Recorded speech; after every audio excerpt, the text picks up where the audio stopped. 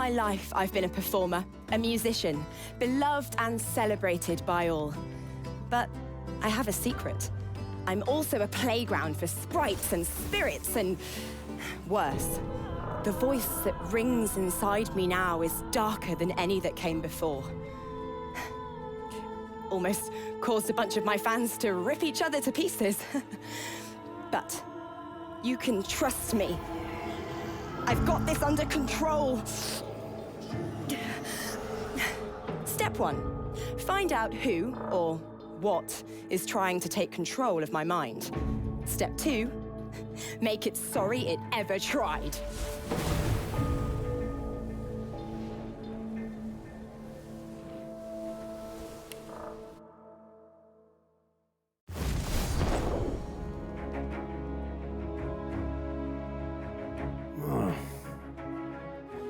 I was just thinking about someone I used to know.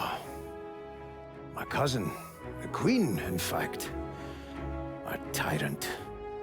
I tried to stop her, but things don't always go according to plan. She cast me out to a forgotten island, and made short work of my allies, too. Lucky for me, I was able to commandeer a ship, and began a new life for myself, out on the high seas. Aye, but I hear that the Queen is at it again, and there's something darker behind her madcap schemes this time. If I don't stop her, I don't know who will.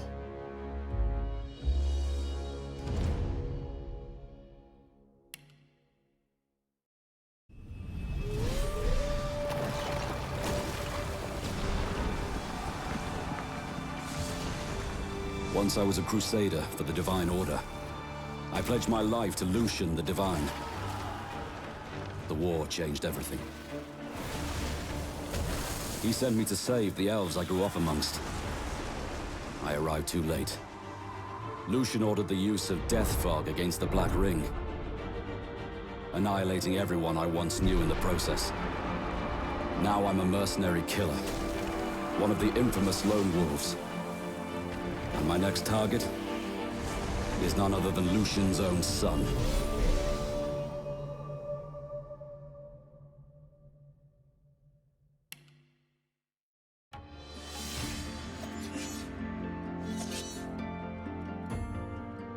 I used to be a slave, kept under the thumb of the master, the bastard that made me hunt down my own kin.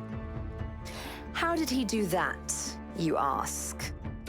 With the living scar you see on my cheek, this horror that takes no more than a song sung by Master Dearest to control my very thoughts. But now the tables have turned. I broke my shackles, and when I finally find him, I will make the Master sing a very different kind of song.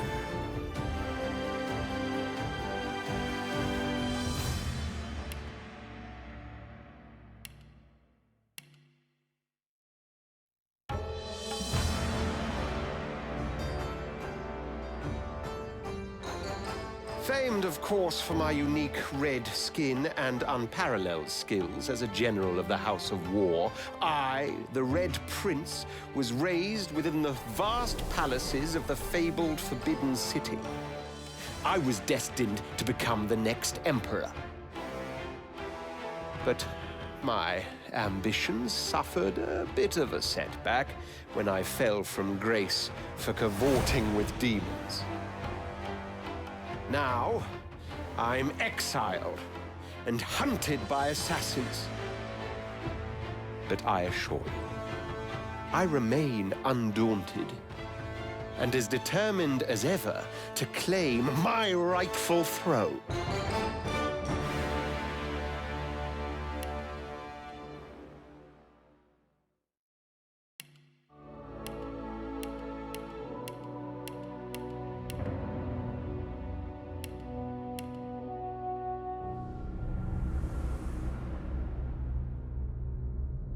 Oh, don't stare. How would you look after eons in some ghastly crypt? Your people are rather prone to death. Mine are not. Yet when I emerged from my completely unjustified imprisonment, I found them gone.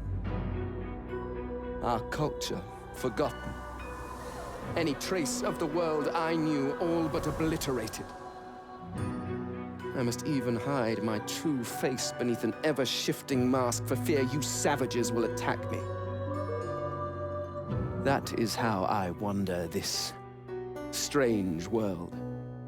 Trying to uncover the truth about a history you primitive people never even knew existed.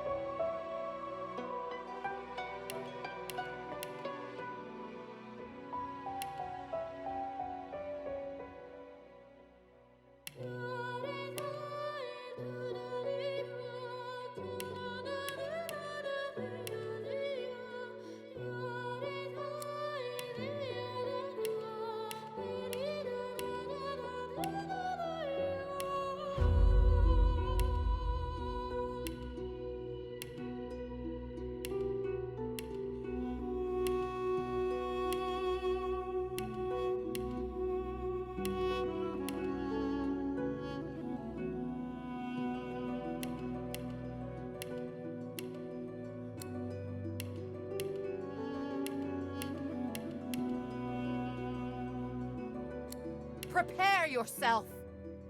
I'll yield to none. Prepare yourself! Prepare your... Try again! Almost got me that time. Prepare your... Me. Nice try.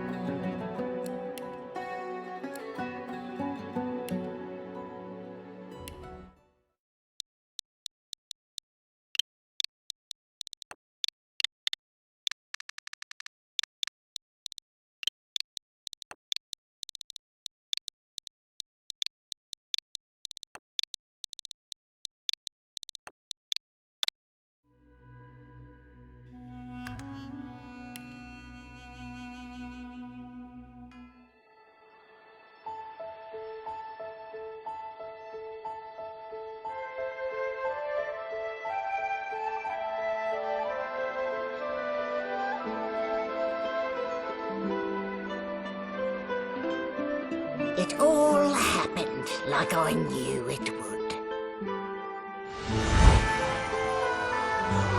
A single drop of source magic. And, like flies to honey, the monsters swarmed. The rebel panicked. The carnage began. And the Magisters pointed their fingers at me. Just as I'd planned. I was shackled and collared. And sent to Fort Joy.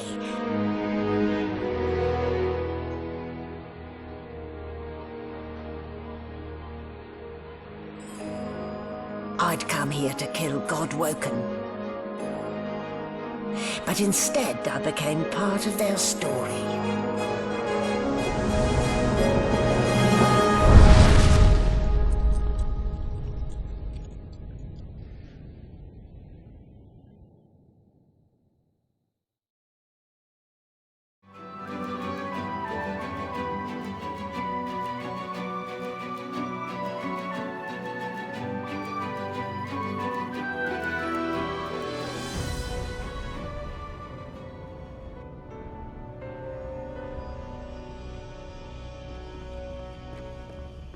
So, still a bit groggy, are we?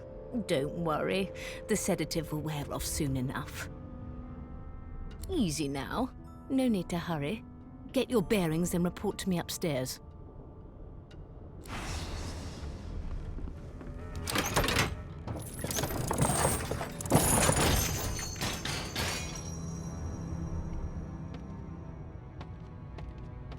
So it wasn't a dream after all.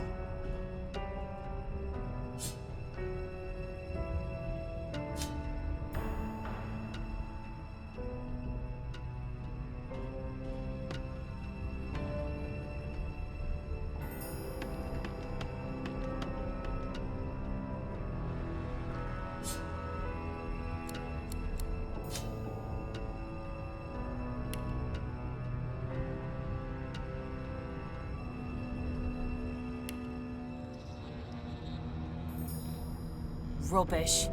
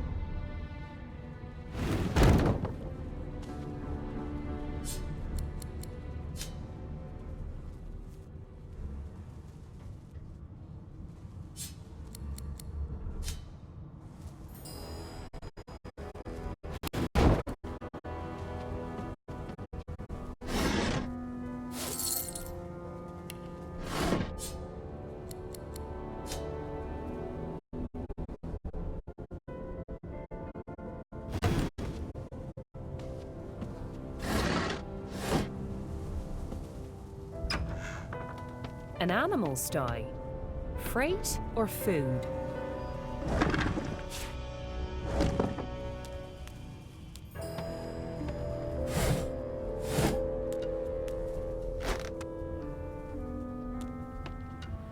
Did you expect a needle?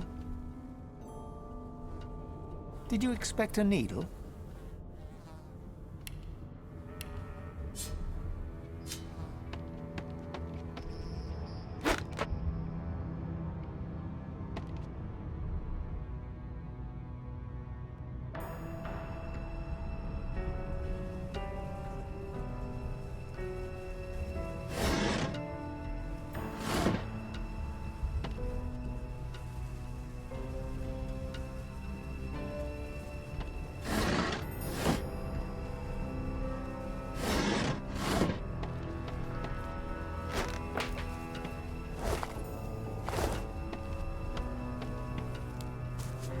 Shaking her fluffy coat, the sheep eyes you balefully, her rectangular eyes like letterboxes to the void.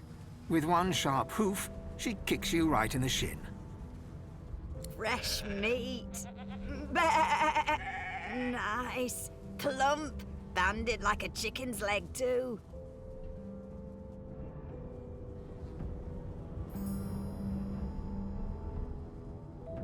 Here, you're more animal than me.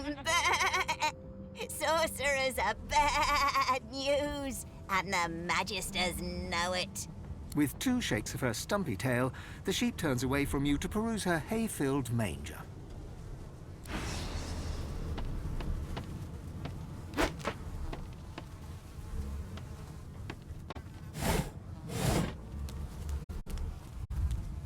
Did you expect a needle?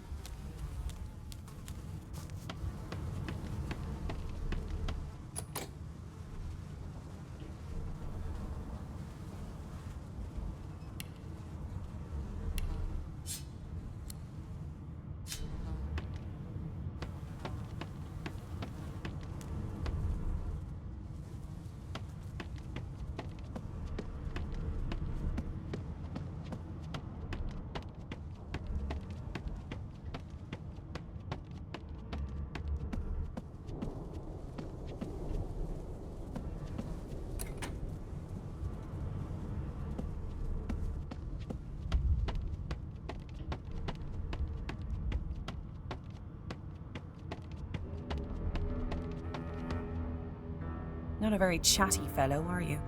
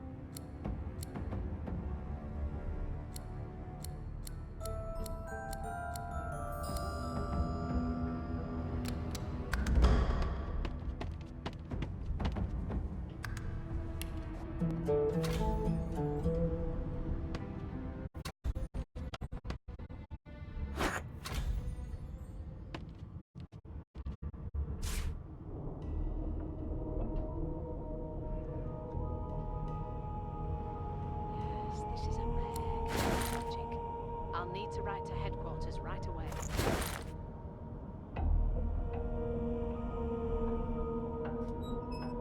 Everything's spick and span. Nothing left to do, really.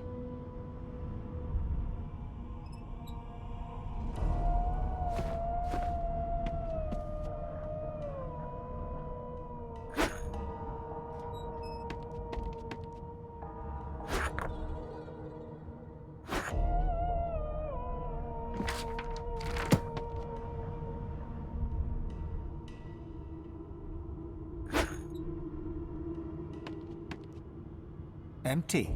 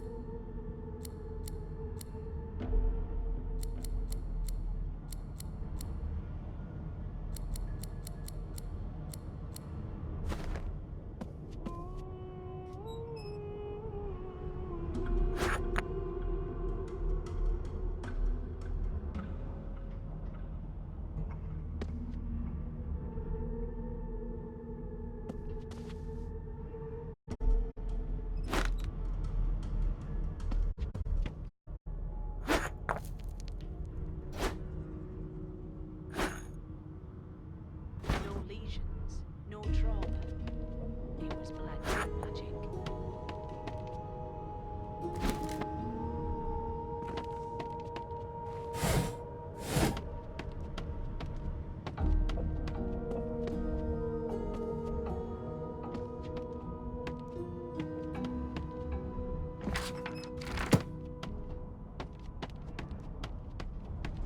Why, you're looking a bit more chipper.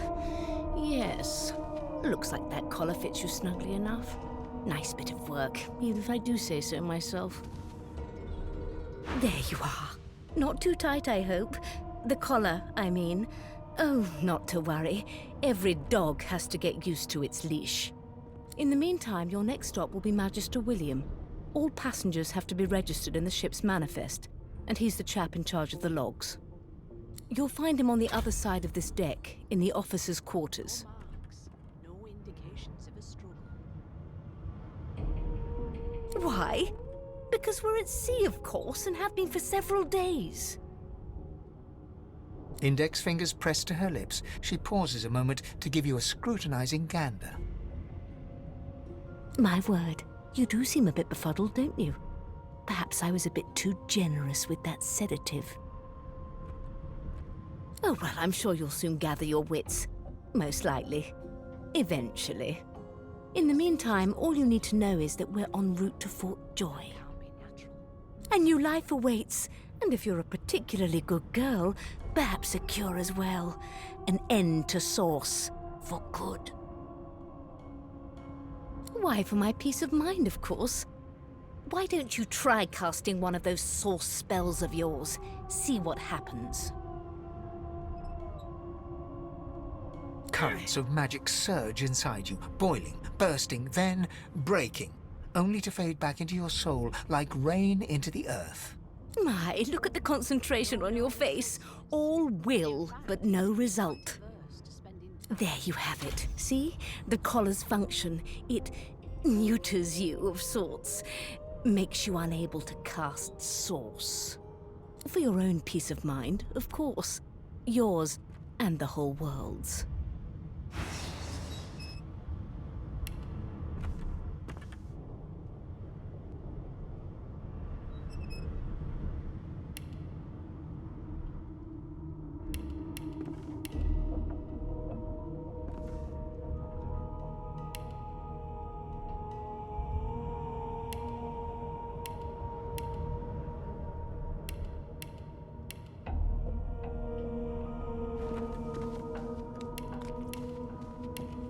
No marks, no indications of a struggle.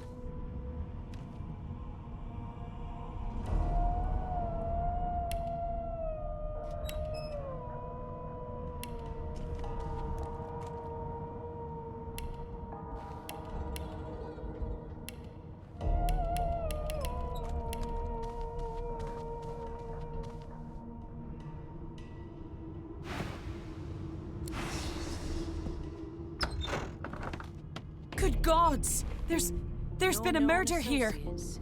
In fact, he seemed quite averse to spending time with the others. Behind the Magister, a bloody mass lies in a heap. Gore and limbs lie at odd angles. You can't make out a face amid the mess.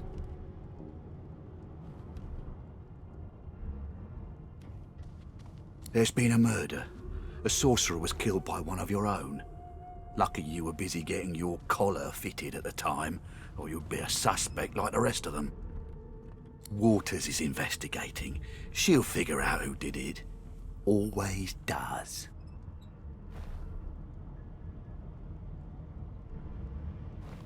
You surprised? You're one of them. You know what sorcerers are capable of? Whoever did this found a way around their collar and killed a man. Small ones this time, thank the gods. We'll find out who did it, one way or another. A young Magister stands pale and silent. Her knuckles whiten around her weapon as you pass.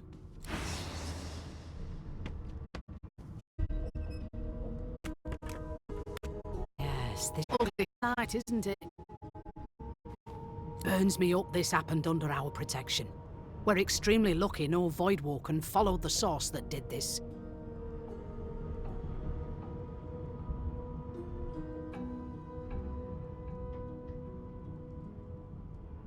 She looks up at you with a mirthless smile. I was on duty in your room when the murder happened.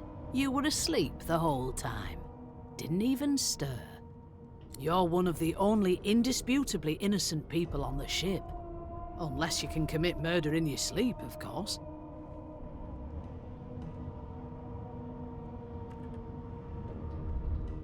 Finn was killed by Source. If a Magister could do that, there wouldn't be a Magister. It looks more like a passenger managed to slip their collar. And the rest, well, you see the evidence in front of you. Listen, I could use someone to keep their ears open among the passengers. Sometimes they clam up in front of a uniform. Bring me a good lead, and I'll throw in a shiny gold coin for you. How about that?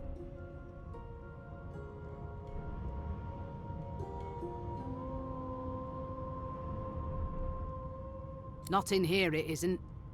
You let me know if you hear anything. Whoever did this is dangerous.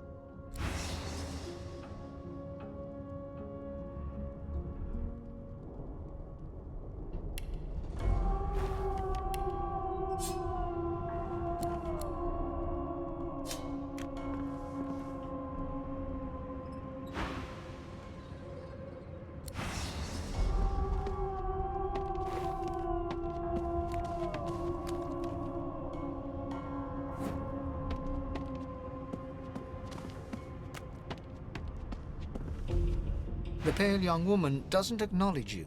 She nods to the right without moving her gaze from the ground.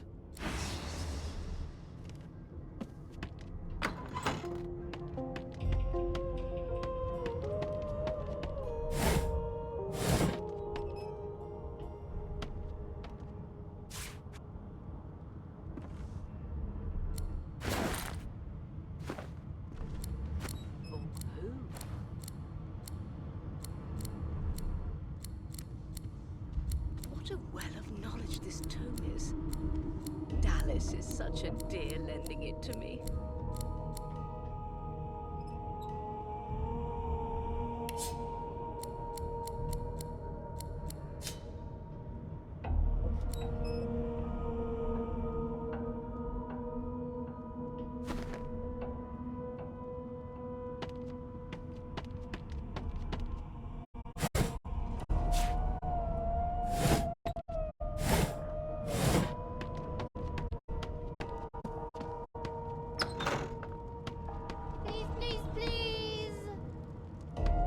Doesn't become a yes over time, you know.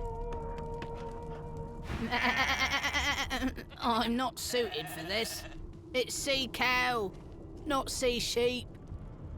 Haven't got any shoes, have you? People these days. Care about us. We're like cattle to them. Carrying on. One of us wouldn't kill our own. They're picking us off one by one. Ah, there you are, wife. To the part where I reassure you and you shut up. Would you please tell this very charming gaggle of not-at-all brat-like babes that I am by no accounts this Losa woman, nor do I sing, in fact. I'm deathly, deathly allergical.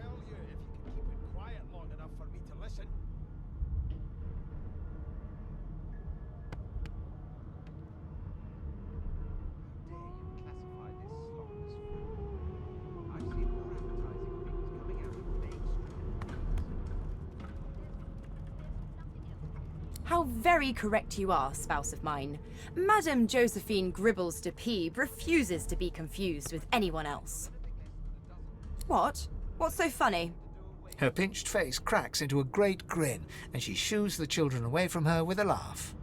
Yeah, okay, you found me out. Go on and git, and maybe I'll sing you something when I'm good and ready. She turns to you, dark-eyed and dirty-haired, and smiles flatly. Gotta keep ourselves entertained, haven't we? It was one of them. I know it. Would you put a knuckle in it? I'm trying to concentrate. They don't care about us. We're like cattle to them. I'll give you that knuckle if you keep carrying on. One of us wouldn't kill our own. They're picking us off one by one. Can we just skip to the part where I reassure you and you shut up? You think me mad? Mad? Insufferable, surely. What are you trying to hear anyway? I'll tell you if you can keep it quiet long enough for me to listen.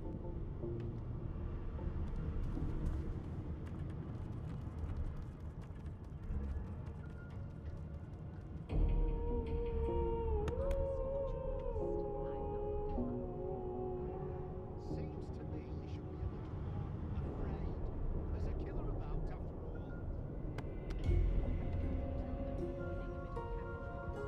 Like yourself, maybe. I don't mind the kiddies, usually. It was one of them. I know it. Thanks, but I already belong to an elite and exclusive ship gang. We play ball every day after lunch. You're too soft for it. You take care, though. Nope, trying not to find anything out either. Ignorance is bliss. The utterer, the better. Suddenly, her eyes cloud to an unnatural black. Greyish veins run down her face, and her mouth tightens into a cruel sneer. As quickly as they came, the clouds clear. She smiles as though no change came over her. Good luck, Chief. What are you trying to hear anyway? I'll tell you if you keep it quiet long enough for me to listen. Please, please, please. Be good, you scallywags.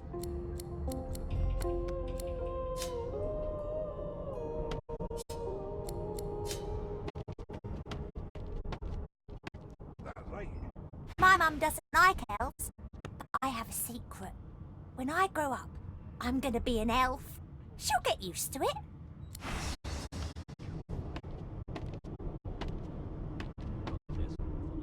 Do you know Losa? She's a really good singer. I'm better though. Listen. La la la la la. You look a little bit elfish. Maybe your daddy was an elf. It was one of them. My daddy's name is Frida. He's waiting for me at home. I'll go home soon. They don't care about us. We're like cattle to them. You! Sorcerer! Blood? I'll No! give you that Go! knuckle if you keep carrying on. One of us wouldn't kill our own. Nay? They're picking us off one by one.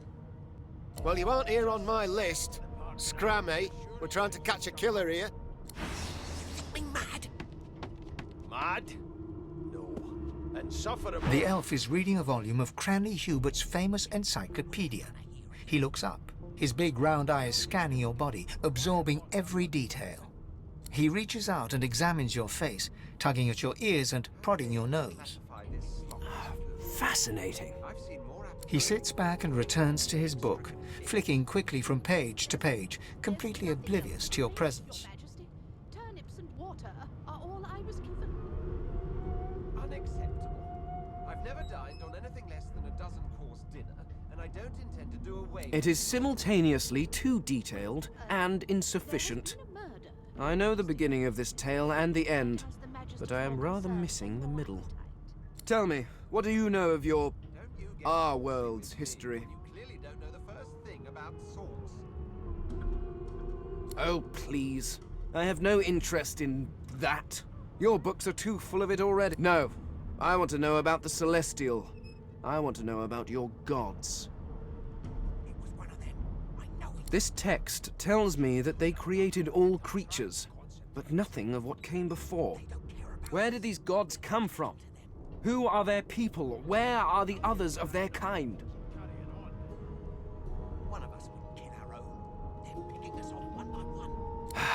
Of course you don't have any useful information. Why did I expect anything else? Now please, run along. I have a world to decipher. No amount of pestering will get the elf to take his eyes off his book or respond to your questions. I'll tell you if you can keep it quiet long. Here's the register, ma'am. Good, good. Magister Williams is just about done with the last passenger. You faring okay so far?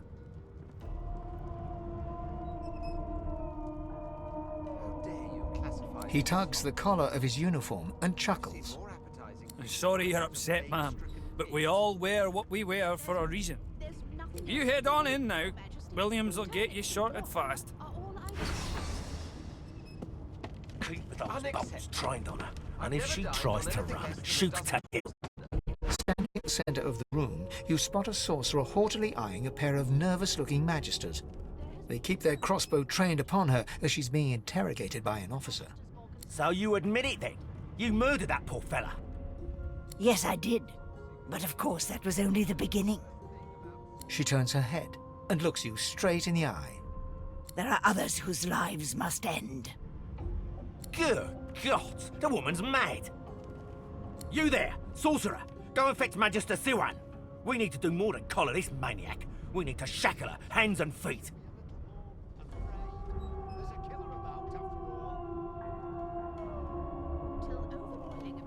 It means your journey draws to a close.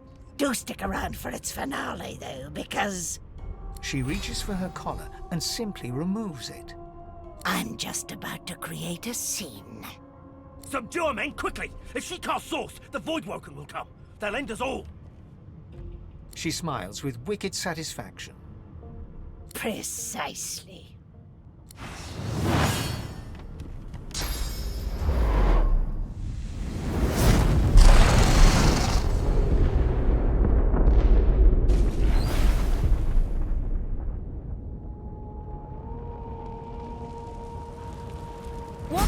What's happened?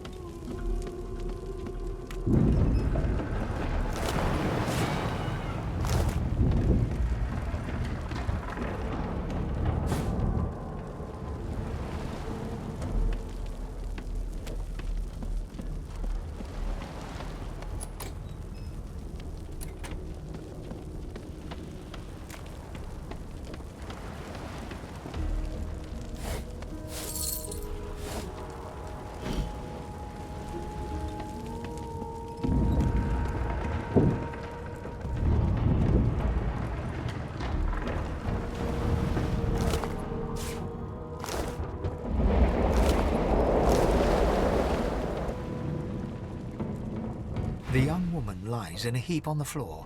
She's breathing normally, but her eyes are wide open, like those of a corpse. Dark, greyish-black clouds swirl through them. No.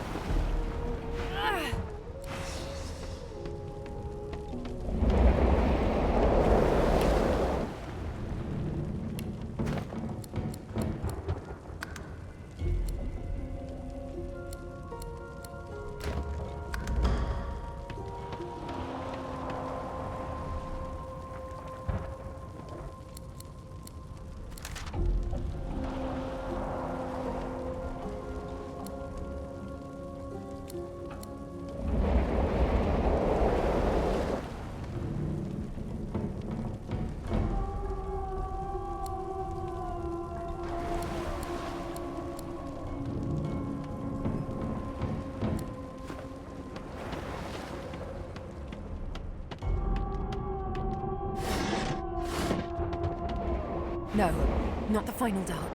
Not yet. Her hand lies limp in yours. She's too weak to stand. The dice roll darkly. They're rolling for me.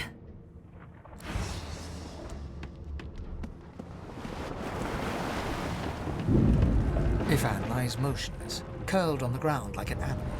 Under his shaggy hair, you can see green eyes fluttering as if in a nightmare. A low whine escapes his lips. His eyes flicker open, but he doesn't register your presence at all. Lucen. Lucen. Ifan cries out, then his eyes fall closed again. No matter how much you shake him now, he cannot be roused.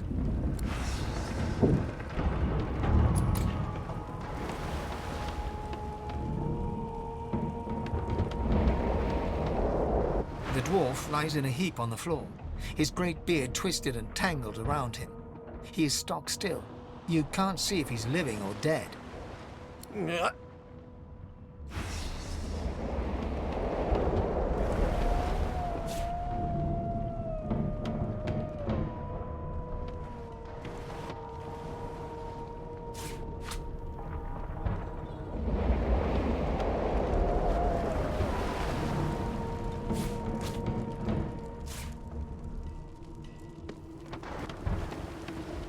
Oh! What happened? Must have been the turnips. Water? Wine, for goodness sake! Oh! The lizard's eyes close as he slips into unconsciousness.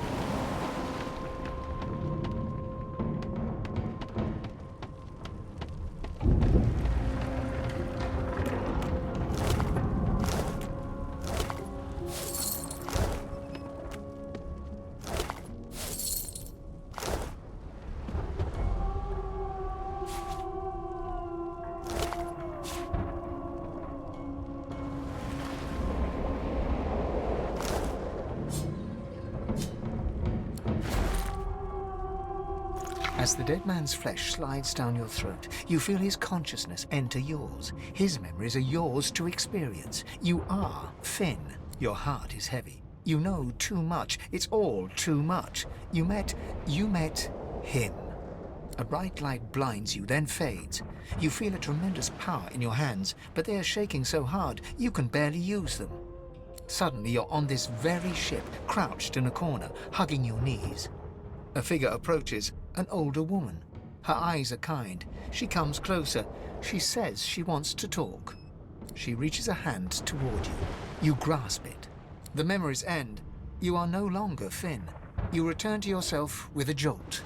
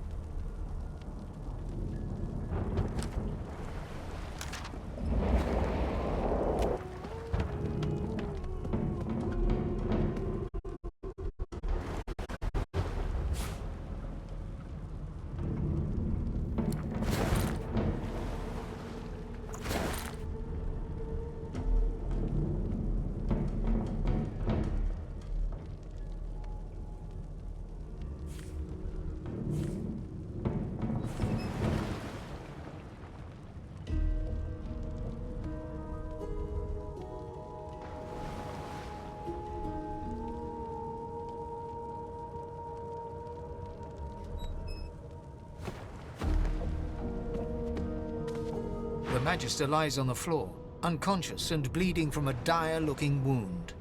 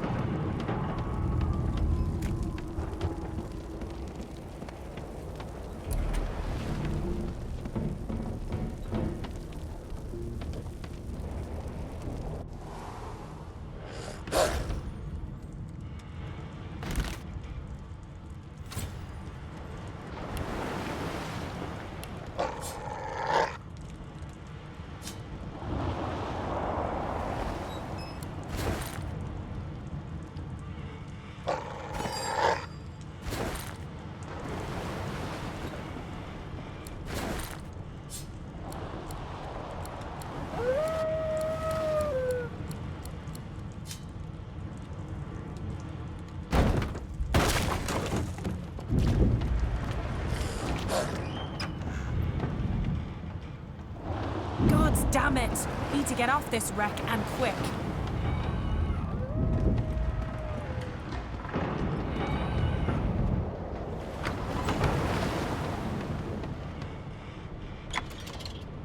Damn! That doesn't bode well. Onwards and upwards.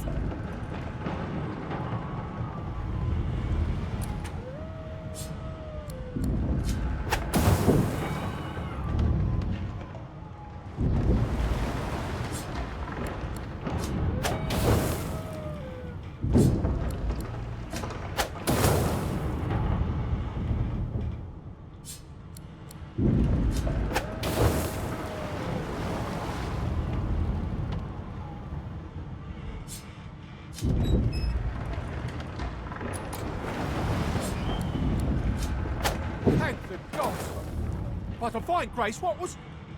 He eyes the collar circling your neck and reaches a hand towards his blade. Another sorcerer! The Magister's companion doesn't blink, frozen in place at the sight of you.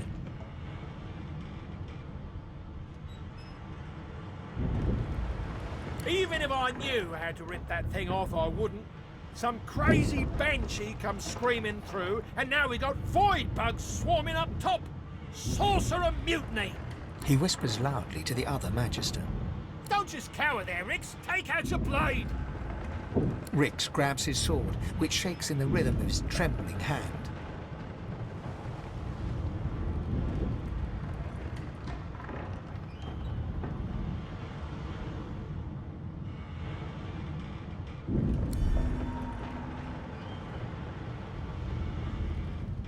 The Magisters look to each other, then back to you, and unsheath their blades with a metallic... Your lies end here.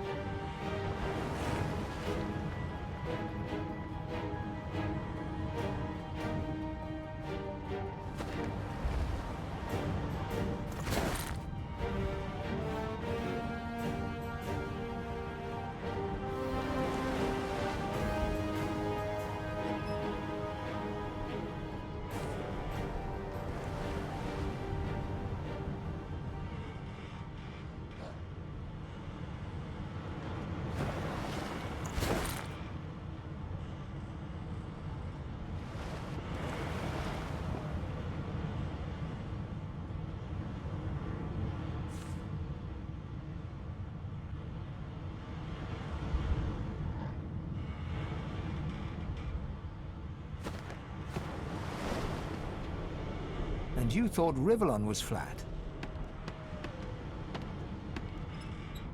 Bishop Alexander. If Lucian were alive, what would he think of his son's divine order?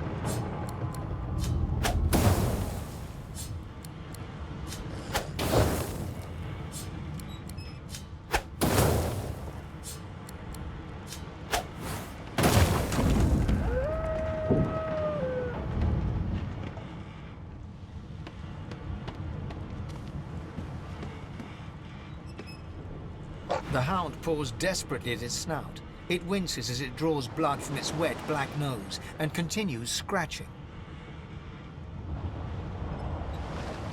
The dog notices you for the first time and snarls, the hairs on its back prickling as it lowers itself into a lunge.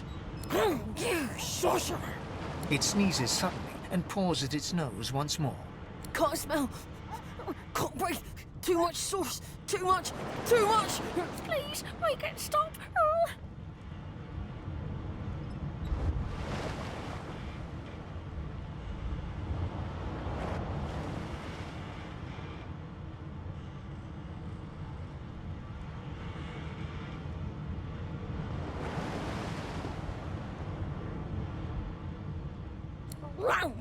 Sorcerer!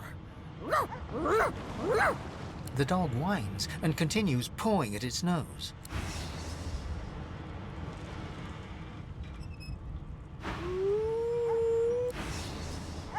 Not long before this thing snaps into splinters.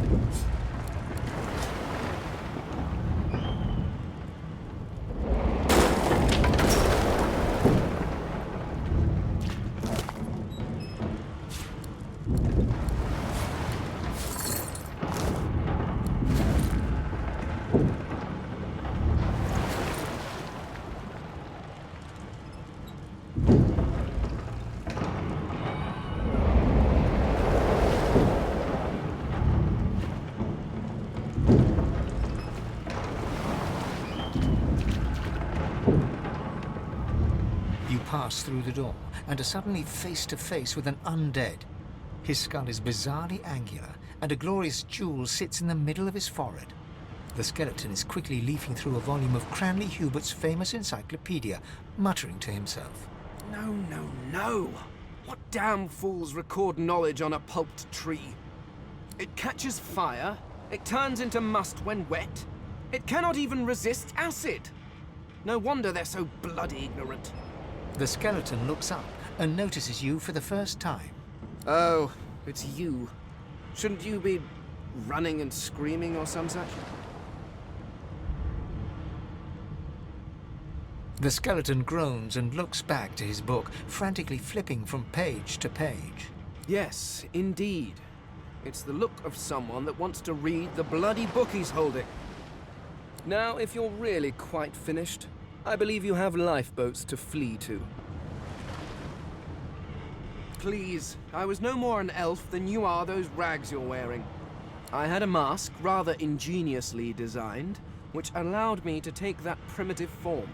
A mask that was stolen by that damned witch after her little scene.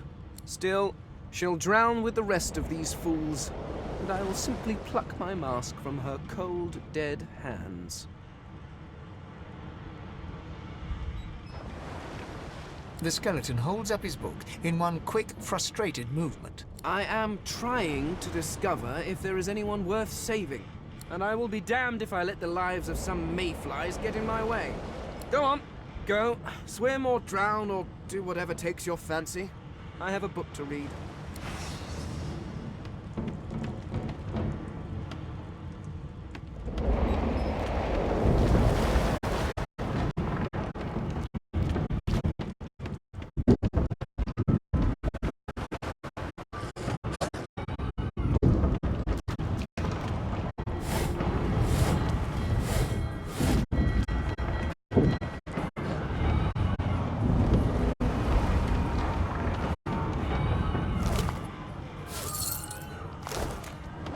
Great gods! Something's pounding on the hull! The marking on the door was painted recently, judging from its pungent scent. You recognize the symbol immediately for what it is, a warning of death fog within. You press your palm against the door to open it. The wood feels neither cold nor warm, but simply grey. The color drains from your hand, and you are left numb.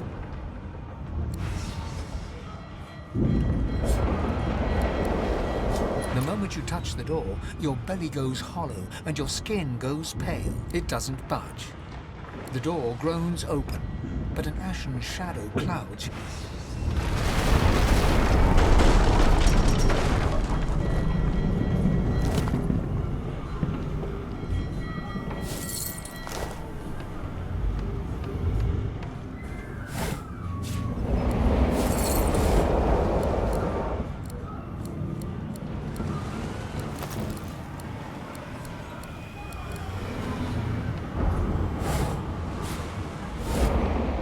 Death fog!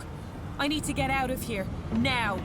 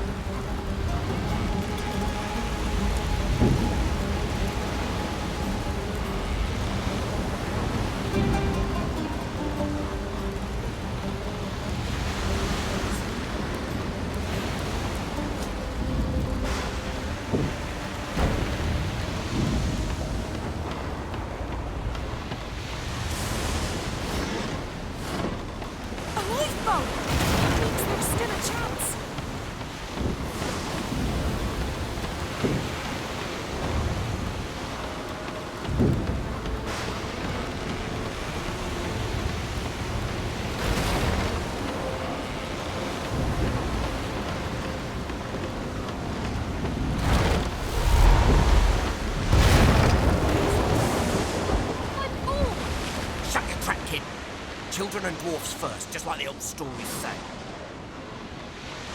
The dwarf yanks at one of the nearby ropes to no avail.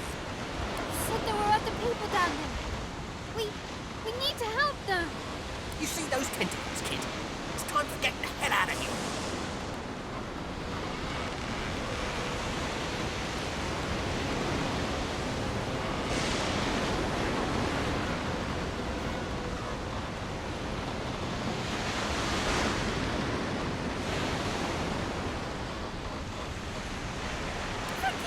Thank you! There's a ladder right over there. You can go straight down. You're gonna be the death of us, you hear?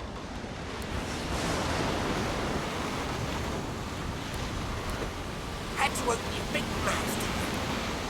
You should never leave someone behind.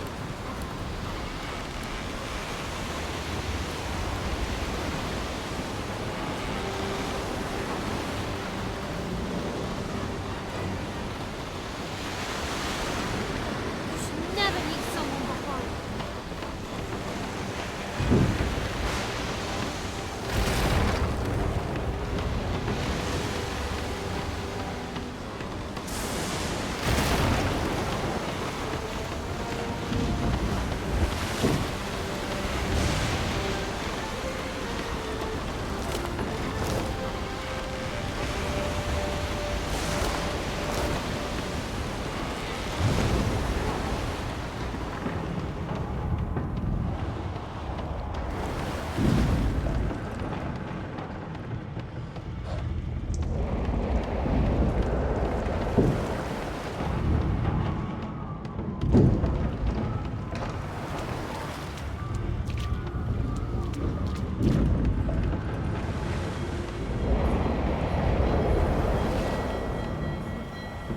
Please, my time is short.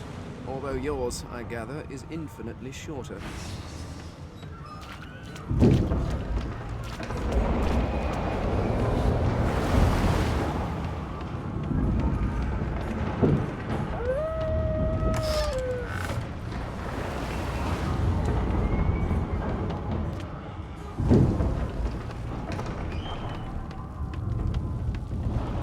If you can walk, get yourself up the ladder. There's a Wait! Void Woken!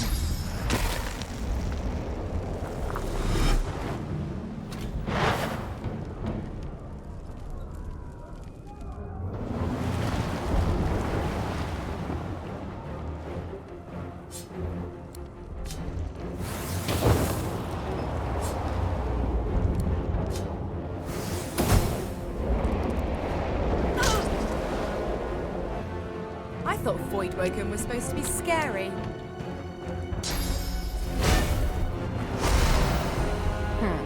Let the games begin. They who are about to triumph salute.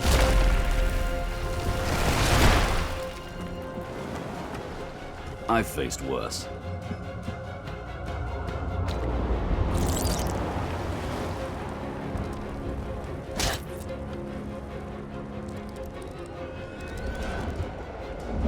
These beardless bugs won't sink the ship on my watch.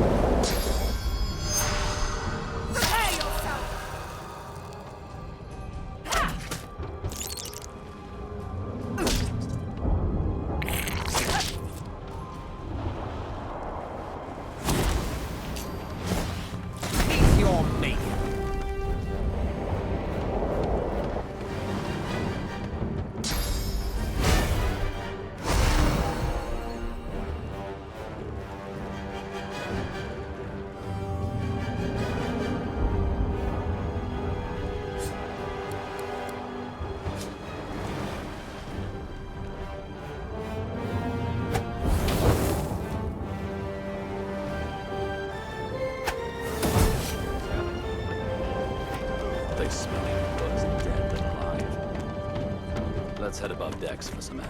Let's not tarry. This old tub is about to burst.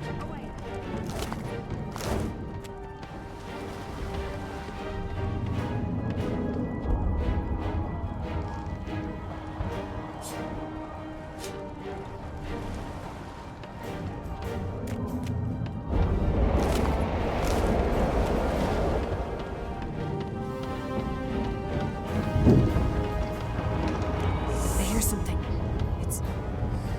It's Magister Siwan, the one who put on this damn collar. Sounds like she tries to speak, but can only gape as she clutches her neck, trying to stem the bleeding of a gushing wound. With jagged movements, she raises her clenched fist and holds out a length of cloth, soaked with some kind of strong-smelling tincture. Blood quickly soaks through the cloth. Magister Siwan's mouth opens and closes, her eyes wide in terror.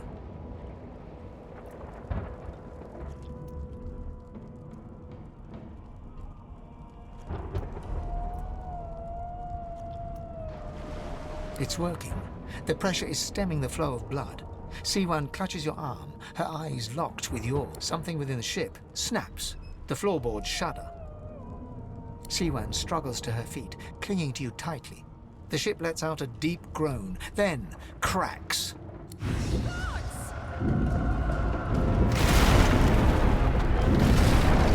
It's ripping the ship apart!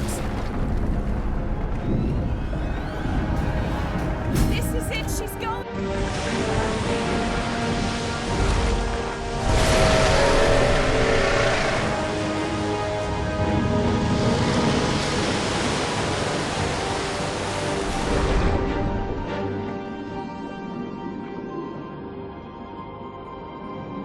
I have plans for you, child.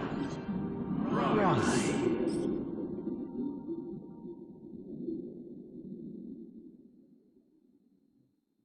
Honorable Dallas, we lost a ship sailing sorcerer prisoners to Fort Joy. We assume some escaped and broke their collars. Their vile magic lured the Voidwoken. All who were aboard are presumed dead. Yours faithfully into eternity, High Judge Moriband.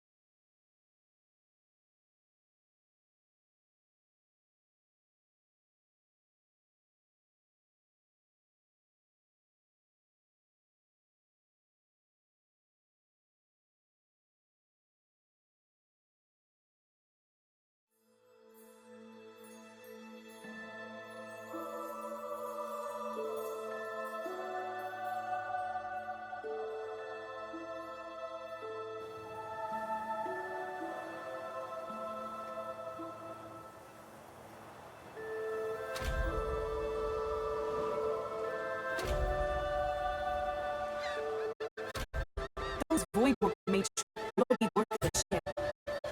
Am I the lone survivor? It seems someone, something, wanted me alive.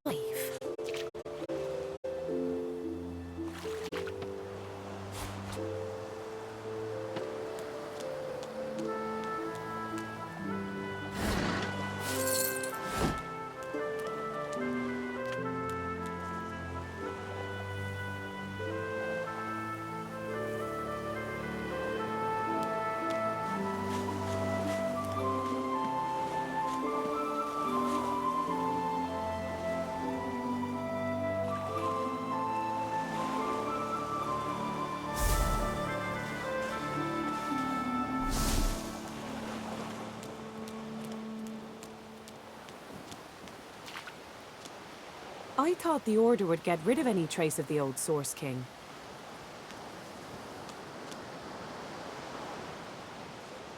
This statue must be 1,000 years old. Wonder how much longer it'll last.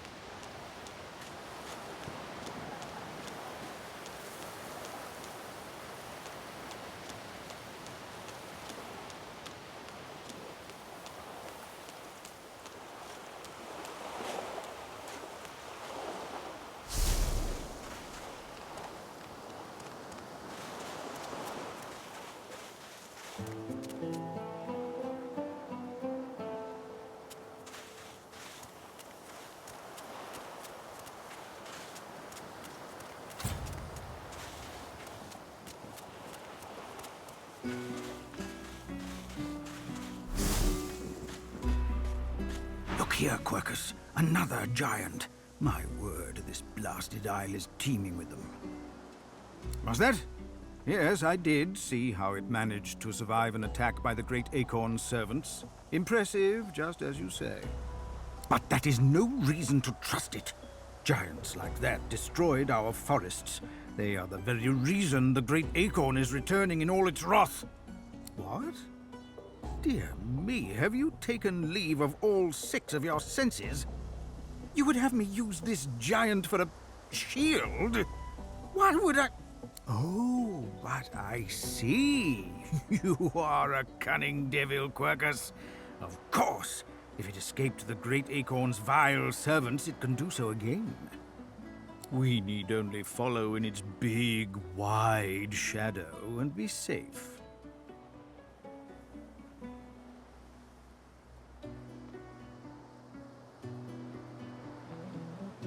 Egads! It speaks our tongue, Quercus! Hush before...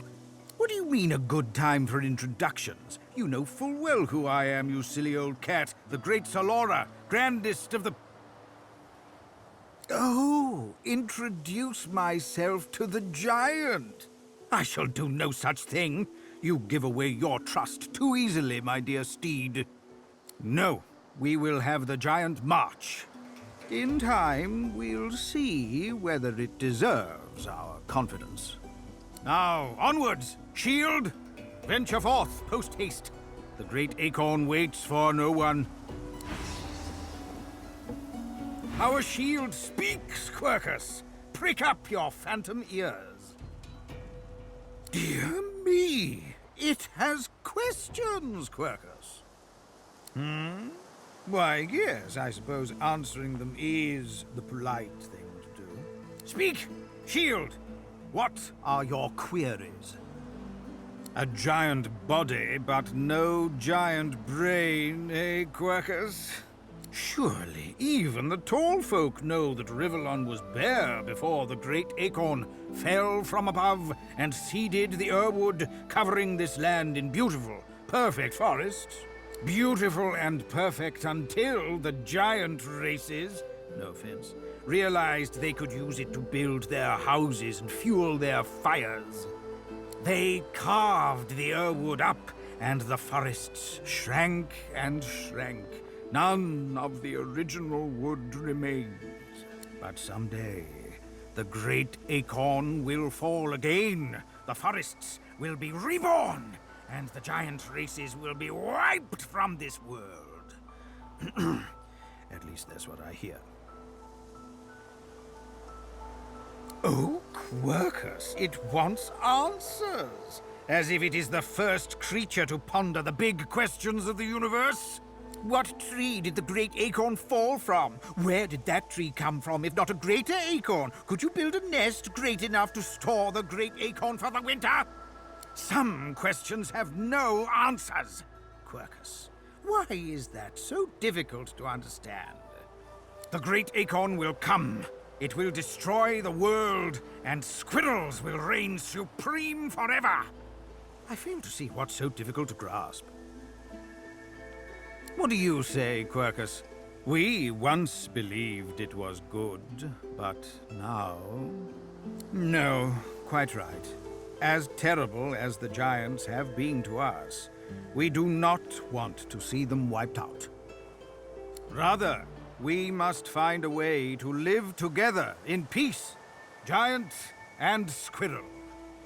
Solora stops short, then shakes his head and pats Quercus affectionately. Squirrels change. Don't they, Quercus? Priorities change. If we do not adapt, we are sure to perish.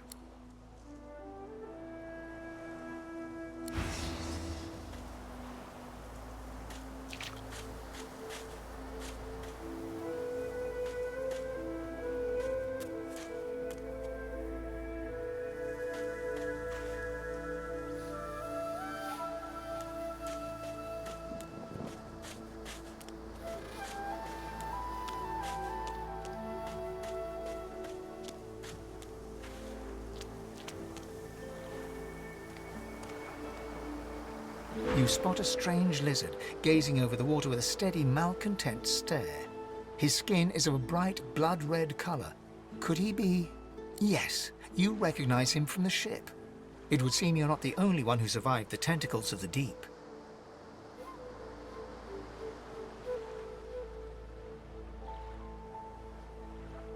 The lizard turns about with the graceful ease of a dancer, or a duelist. You lock eyes with his, two smouldering embers that sizzle your very soul. I suppose that's what passes for wit in your neck of the... bog, I should think. But wait, perhaps I spoke too soon. I recognize you now. The brave soul, the saviour. I was with you on that ill-fated ship, and might well not have survived had you not returned to the aid of your fellow passengers down in that dreadful hole. You have my gratitude. Hand over heart, he salutes you with a bob of the head. More than a nod, though less than a bow.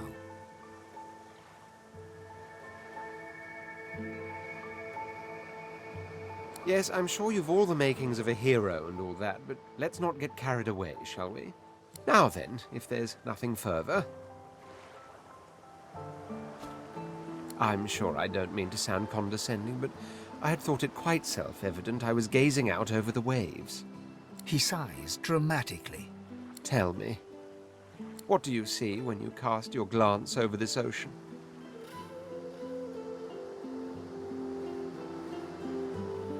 Touché. He looks out over the water once more, and so do you. A few tranquil moments pass as the waves lap against your thoughts. As for myself, when I consider this vast expanse before us, I see an empire. I see continents dotted with mighty cities. And shimmering along the soft curve of the sea's horizon, I picture the palaces that formed my paradise. Lost.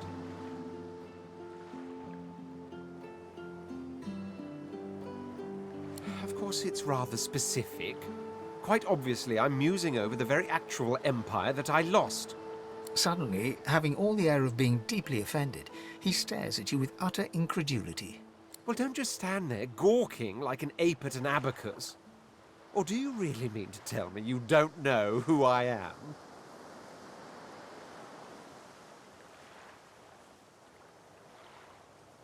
The very same. I am the Red Prince, the All-Conqueror, the World-Tamer, the Spouse of the Sun. Of course you know me. There's a brief moment's pause, during which his grandiloquent pose deflates ever so slightly. That said, I suppose I must own up to the fact that I find myself rather in between all-conquering and world-taming opportunities at the moment. The grandeur that is my fate has hit a bit of a snag. But never you worry. For the throne I was destined, and my throne I shall have.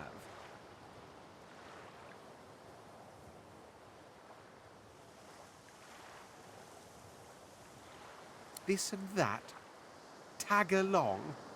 Do you really mean to compare the fate of an empire to whatever foibles you seek to fix? On the other hand, I really could do with a dog's body. And you've already proven to be trustworthy enough. You came back for the others on that ship, after all. Fine, I accept. On one condition. For reasons I'll not disclose right now, it is imperative that I should meet with a dreamer, one of the mystics of my kind. I've reason to believe one of them may be present on this island. Promise me we'll look for him, and I'll extend you the blessing of my company. Jolly good. So, now that that's settled, first things first. even if you are as versed in the art of eloquence as I am, that our swords will be doing a lot of the talking from here on out goes without saying. As a born fighter, I prefer the perfection of the blade myself. But I'm well acquainted with the secrets of magic, and yes, even subterfuge. What say you?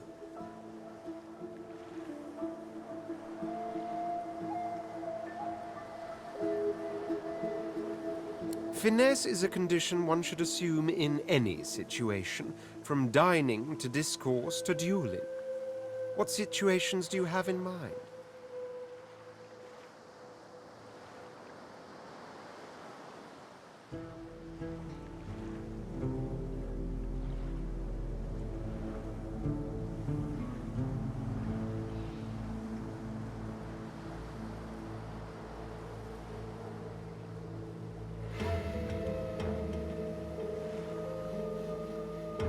Very well. Onwards then to victory or death. The Red Prince nods and gives you a smile that wavers ever so delicately between courtesy and contempt. Now, as you're aware, you'll be traveling with a prince. Proper forms of address include Your Majesty, Your Royal Highness, or if you're feeling particularly frivolous, Milord. As your luck would have it, I seem to be fresh out of luggage, so you won't be required to carry my belongings. Of course, there are other forms of protocol to bear in mind, but I'll see to it you'll pick up the rest as we go.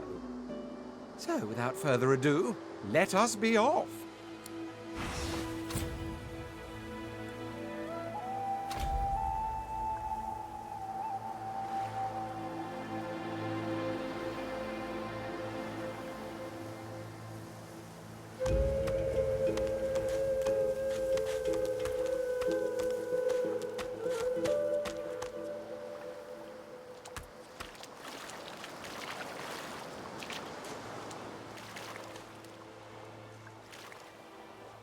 My, the giant takes notice of its charges. Ask away, shield. A giant body, sure, beautiful, but someday. Indeed.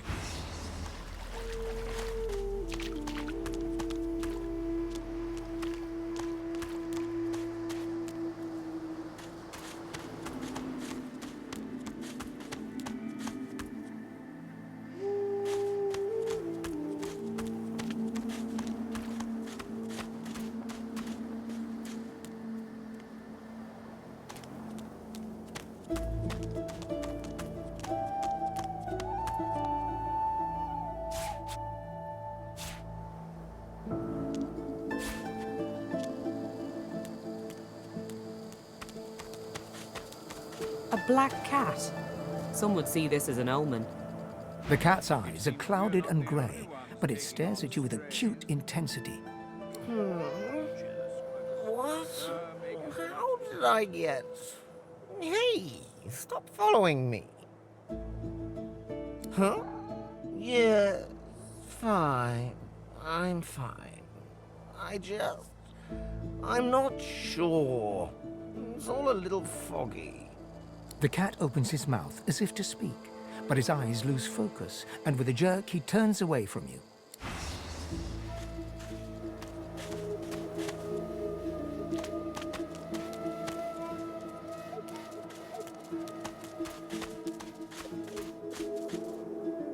The cat's eyes are clouded and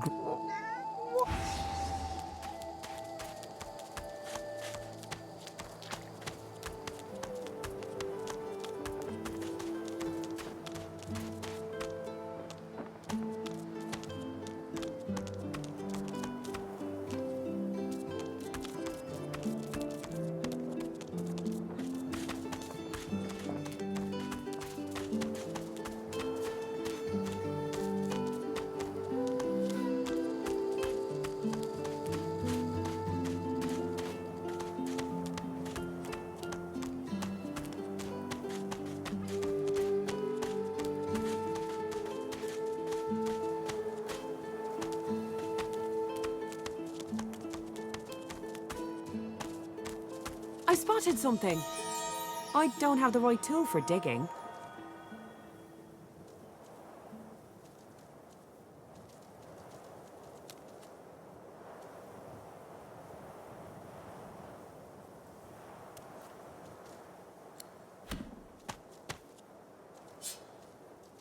One must put in due effort if one is to reap the proper reward.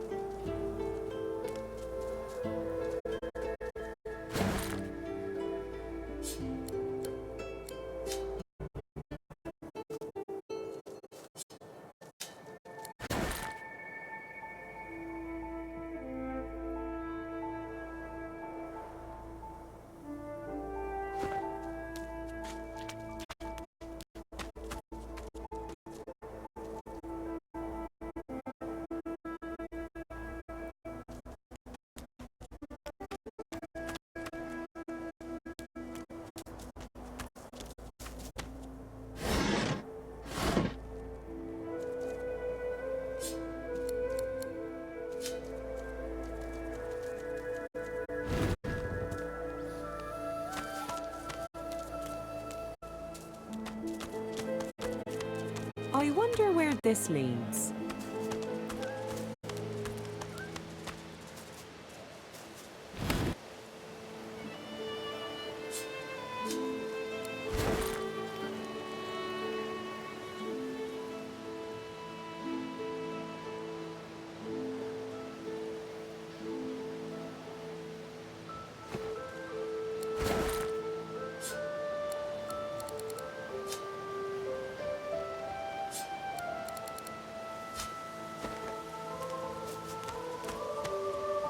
As the alcove opens up, you see the same skeleton that you met on the boat before it sank. He's still not wearing his mask. He's leaning over a corpse, prodding and pulling at the skin of its face. Bugger. How on earth am I supposed to... Oh. Perhaps... Skeletal fingers reach down and grip the skin of the dead man's face, pulling sharply upwards. After a few more tugs at the man's cheeks, the skeleton relents, letting the head drop to the ground with a damp thud. Damnation. That stuck fast. I wonder, does the beard act as some form of anchor? Ah! No! Stay back! Don't... Oh, it's you. I must admit I'm surprised. Perhaps you're more buoyant than I suspected.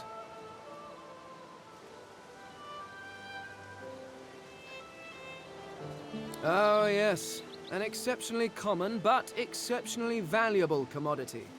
A face. A face that seems rather stubbornly attached to his skull. I would normally employ a tool to delicately but viciously rip the face from the body. I could then craft a mask to hide my bone. But as I lack such a tool...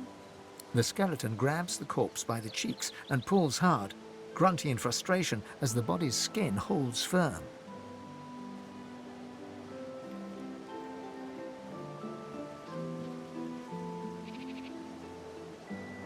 Oh, don't be ridiculous. I have important things to do on Reaper's Coast. I cannot simply sit about waiting for the rest of you to die so I may continue my business in peace. No, I may be an eternal, but my patience has its limits. Indeed, I may be the only eternal. My people seem rather absent, at least from this realm. As for the others, well, there is an excavation site at the Black Pit's oil fields. Perhaps there I'll find my answers. A cult? Hardly. We were a race that existed before the idea of race was needed. We were all one. I could ask you to imagine an Eternal as a creature of incredible intelligence and skill. But I fear the limits of your imagination would not do us justice. We studied the mysteries of the universe. We created works of great art. We disappeared. But I will find them. Wherever they are, I will find them. We will have our world again. Ah, well, that is the curious thing. They are clearly absent from this world, and yet they are everywhere. Every one of your races resembles them in some manner. And the statues you have built to your gods look remarkably familiar. Perhaps my people have ascended to some new realm. Or perhaps your gods are merely a folk memory. Regardless, they are not here. But I will find them. Wherever they are, I will find them. Well, that hardly seems relevant. But if you must know, I was inconvenienced for a time. Several centuries, in fact. Or perhaps millennia. One tends to lose track. I was sealed in a tomb for daring to be curious about the world. It seems our king did not agree that the universe should be explored to its full potential.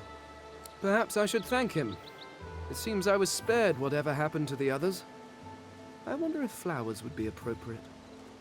Yes, do feel free to call.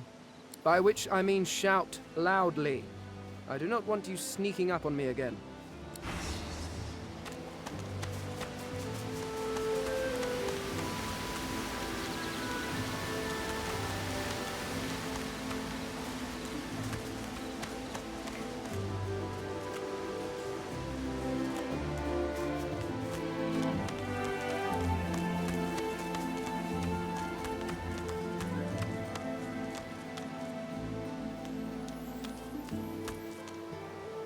The cat's eyes are clouded and grey, but it's...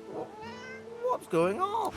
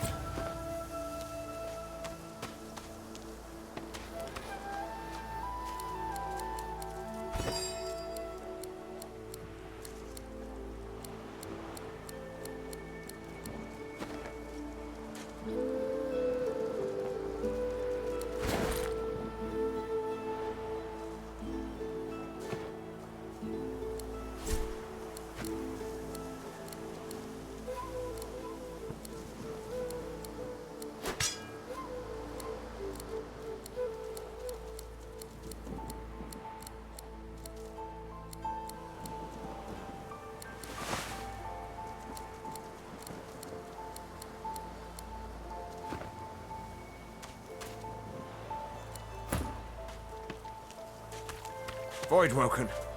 Those are the same beasts that sank our ship. Damn! They made it to the shore.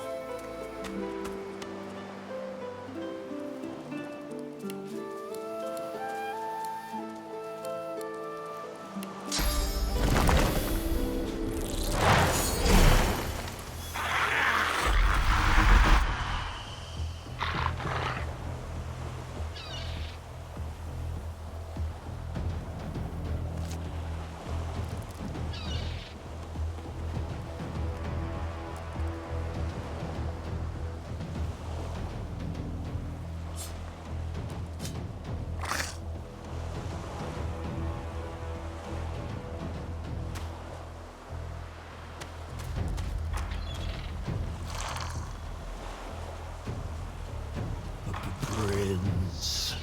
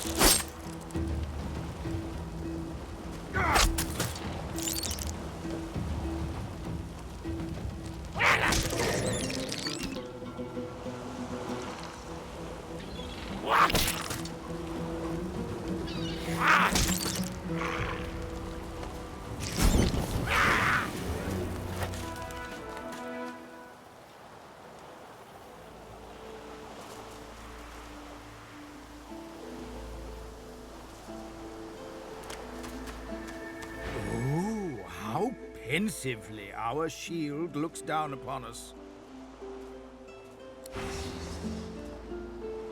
Stare at the slain beasts and comment that they must have been the cause of the shipwreck.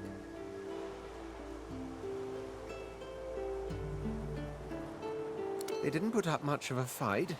Dry land mustn't suit them.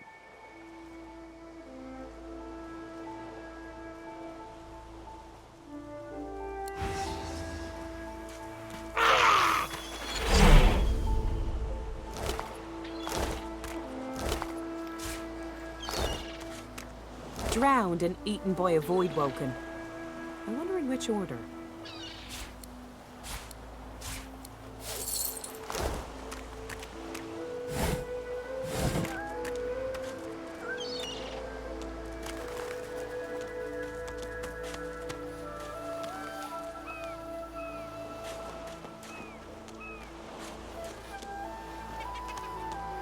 The cat's eyes are cloud.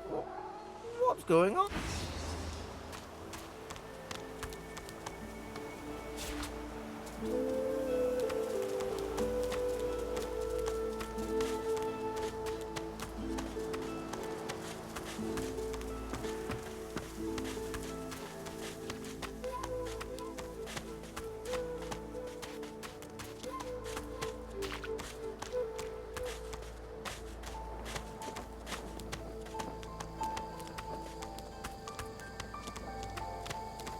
I've spotted something.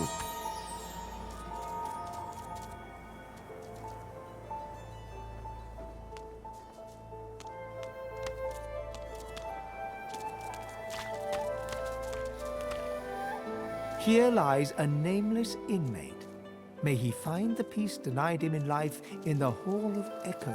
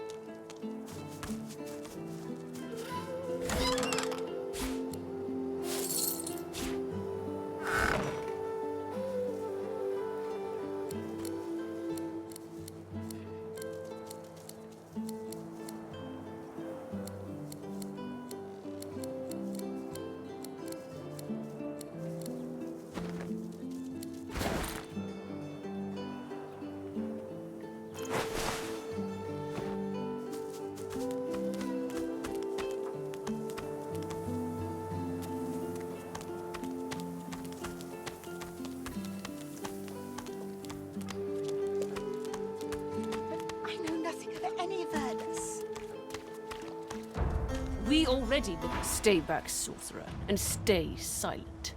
Our Godwoken speaks. We know you've been helping sorcerers escape, Atusa. We have proof. I'd sooner cut my tongue out than lie to you, Alexander. I know nothing of any escapees. If you can tell the Godwoken no more, your tongue is of no use. Cut it out. This can't be serious, Alexander. Come! You should know by now to obey your superior, Magister, whatever she may ask.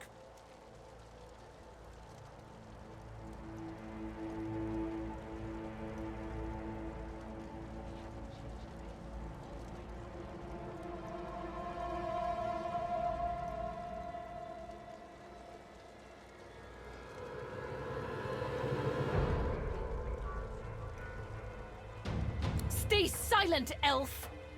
Atusa pinches the tip of her tongue with 2 fingers and brings her dagger to its root. Her eyes squeeze shut. Drops of blood form against the dagger's edge and quickly fall to the ground. She groans. Stop! My father, may his soul rest in peace, would be disappointed in you, Atusa. To think you would lie to his only son, your bishop, and your friend these many years. The fate of our realm hangs in the balance. If you will not help us save it, then you will help the Void destroy it. Dallas? Yes, Your Holiness? I believe we're done here.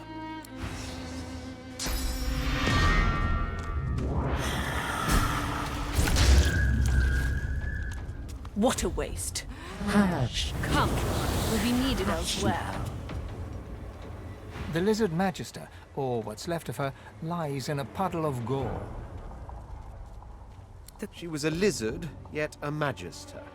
No matter her reasons, her penalty was fair.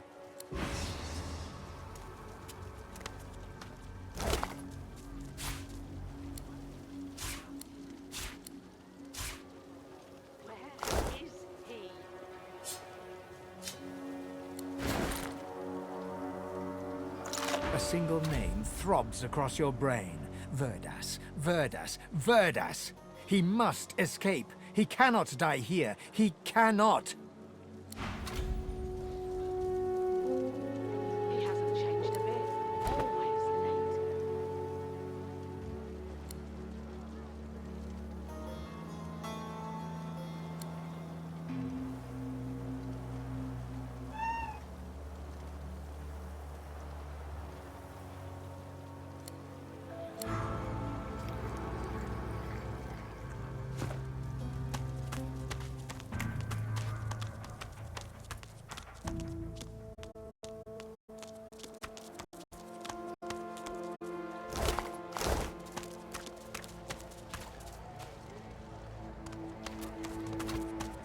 Did you see him? You did, right? Those claws. Wonder what's behind the masks, too. Can't be pretty. That, Magister, that was Bishop Alexander, leader of the Divine Order, and his right hand, Dallas. How do you not know this? What, have you been living under a boulder? Alexander's the Divine's only natural son. Good man. I'm proud to serve him. Liberated my hometown from the Black Ring, he did. We never had such peace as we did with his battalion protecting us. Now why don't you move along and settle in? A Magister will come and find you when they're ready for you. Could be a while, though. We're up to our hoods in sinners these days.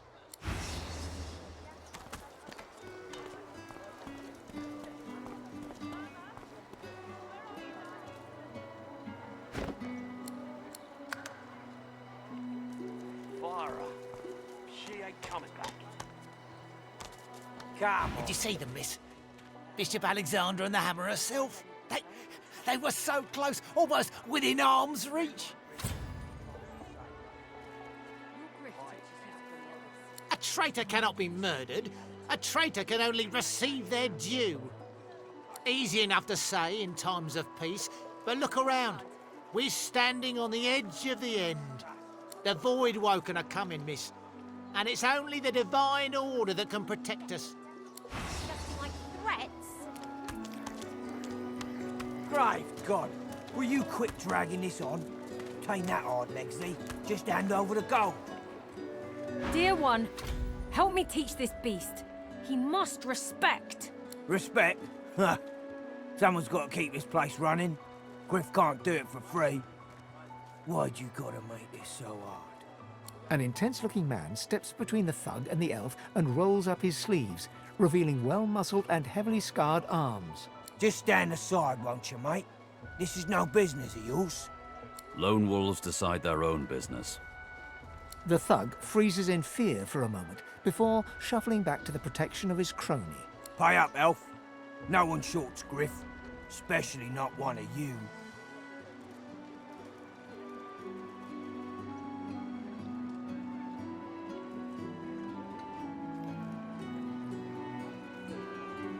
Everyone in camp's got to contribute.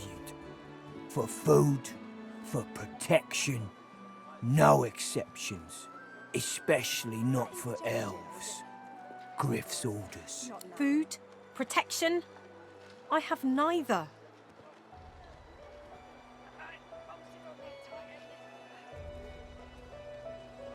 You two ought to be thanking your lucky gods it's us, and not the Magisters enforcing round here. A fool never knows what they've got till it's well and gone. Now come on, elf. If you make me say it again, there's gonna be trouble. And neither will I. We got a system, and it looks like you don't want to fit in.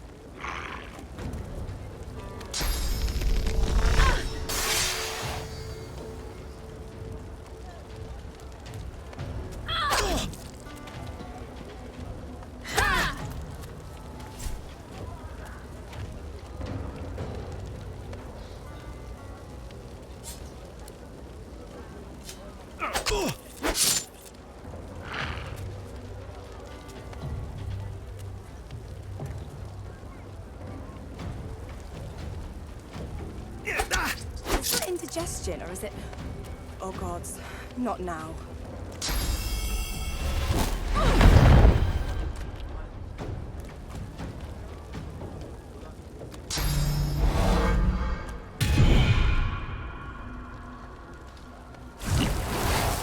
Glory is mine.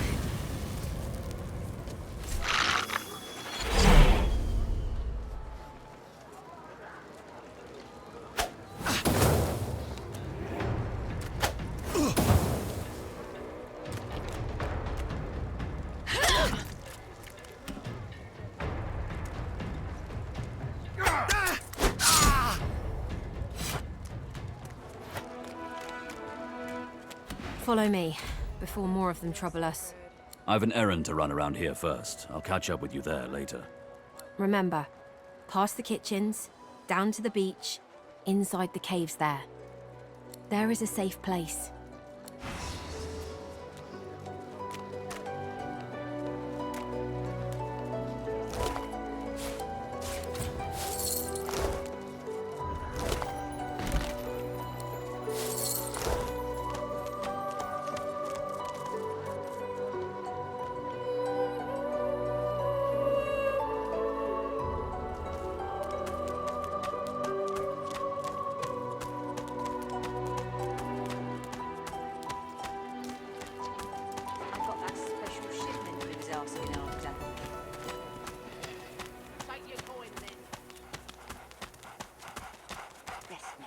Pay yourself for the grievance. Oh, Emmy.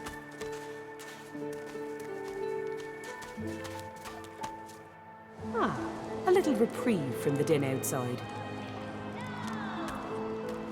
You're cheating! No one tells me there are so many children in this Fort Joy. Magisters I handle, but small ones. We do not have many in my tribe anymore. And in yours? It is a strange moment. Elves travel far from home, or they are taken. I hope you are well, dear one.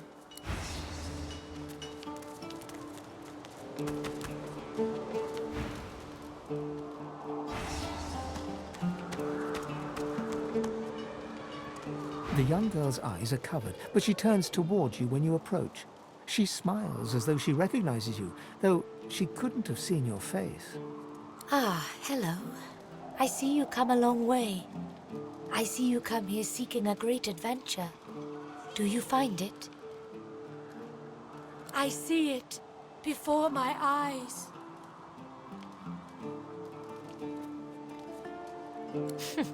It is not so bad. I know which days have bread and which days have none. I know more bread comes someday. It helps. You do, someday. Your life is not your own.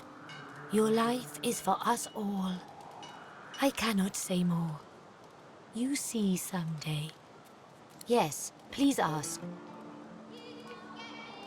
Oh, I do not cover my eyes. I cover the place they used to be. They are gone now, taken, but I see all the same. He is a very blind man. He sees things but not truth, not love or joy. I feel very sorry for him. You understand when you meet him after you escape. It is safer here. We make no trouble for Griff. He makes no trouble for us. Her eyebrows shoot up. There can be a way. Amiro knows. But he is gone. Do you see him? He knows how to leave.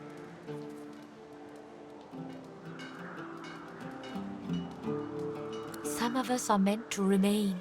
Some of you are meant to leave. There is a way. You see in time. My protector, my friend, an elf like me, with a spirit bright as new leaves. He tries to help me, to save me, and he suffers very much. He is caught by those who hurt him. I wish so much for his return. And he tells you what you seek, a way out. You bring me great peace. Thank you, my friend. I miss him very much. I see something that helps. I see a lizard. He is a lizard of many dreams, of far feeling. You do not free Amiro without him. I feel him, but I do not see him. The child ignores you and continues with her game. I'm playing Helene, hero of the whole world. That was my mum's name. She died when the Voidwoken came. Suddenly, the child's face crinkles into a grimace. She seems on the verge of sobbing when her face suddenly goes still and blank. She smiles at you and continues her game.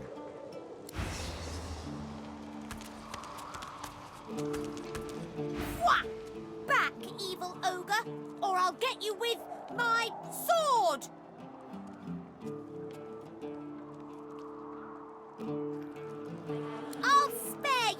time, beast, but don't cross me again. Ever. You're really fun. Hey, I'm gonna hide somewhere in the cave, and you come find me. Ready? Go! I know they help.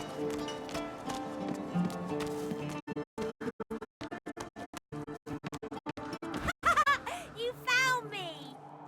Okay, wait. Let me hide again. Go!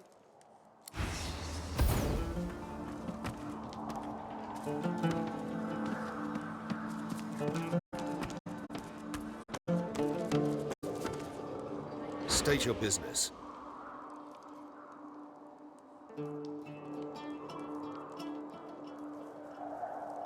Do stop gaping. Anything can be procured inside these walls. That's for you to decide.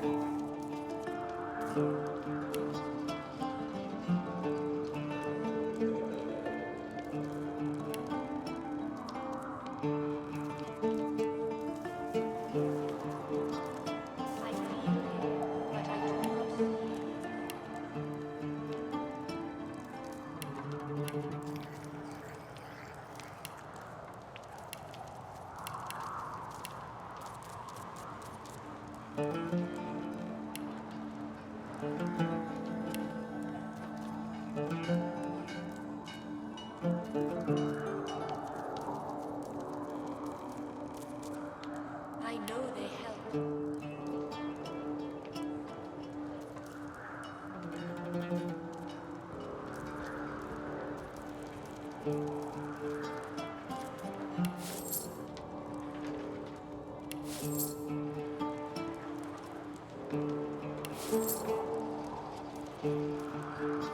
I feel him, but I do not see him.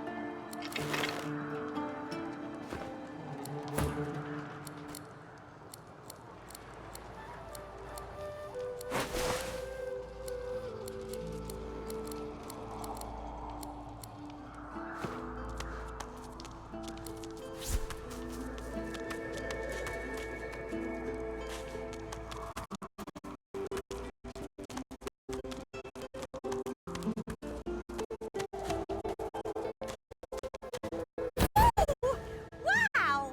You're really smart. I bet. You know what? I bet my best friend would really like you. Come on, I'll introduce you. I know how to spell introduce. It's INTRODUCE.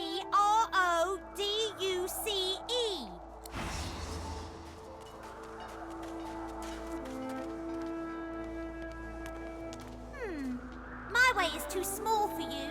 You'll have to find another. Hope you brought a shovel. This hole is too small for you to squeeze into.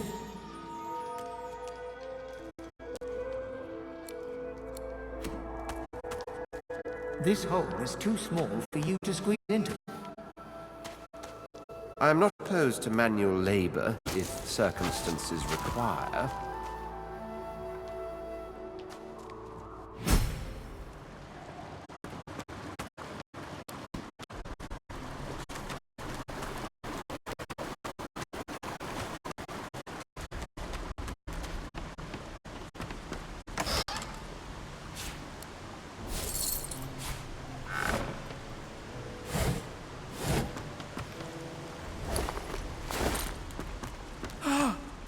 You're back! And you brought... But who's this? Wither, this is my new friend. She's really smart. You'll like her a lot. Please, small child, leave me to my ruminations. But she's really nice and tall. Maybe she can even help you with that thing. Why? A grown friend? You brought an adult here? Good gods! Can it be?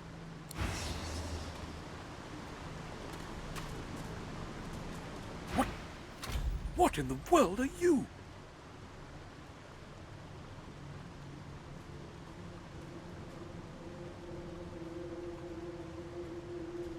A millennium? Can it be? You're an elf, then? Remarkable, truly.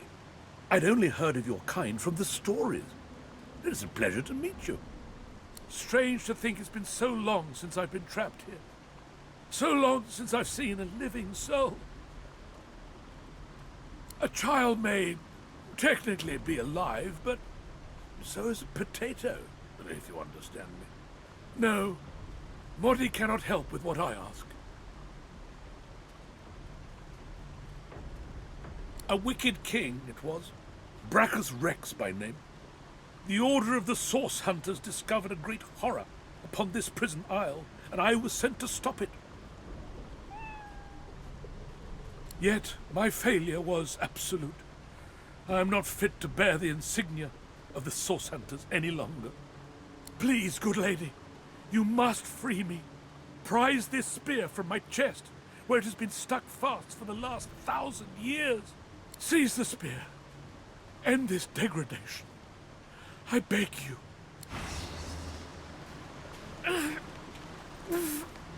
It's stuck fast.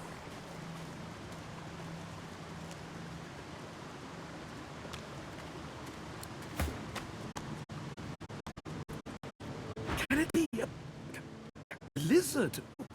I never thought I'd see the day. Do you understand me, sir? Oh, no, I dare say I ought to enunciate.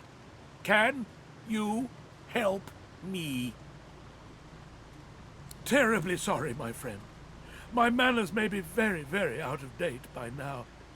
I've been down here so long, so dreadfully long, and yours is the first. A wicked king, yet please, good sir, seize the spear. Oh, it's stuck fast. Please, good sir. Oh, it's stuck fast.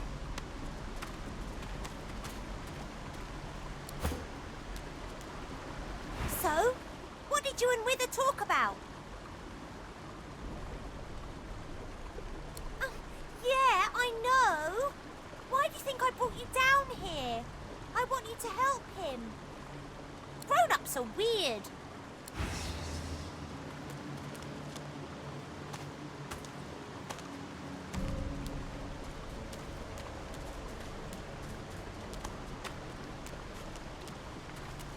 The cat's eyes are clouded. Our shield speaks, Quercus. Prick up!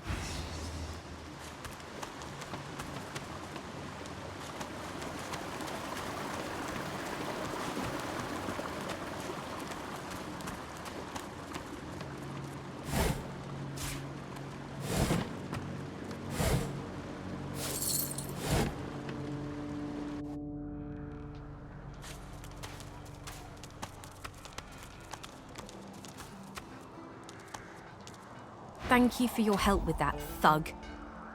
Our kind of few here. We must help each other.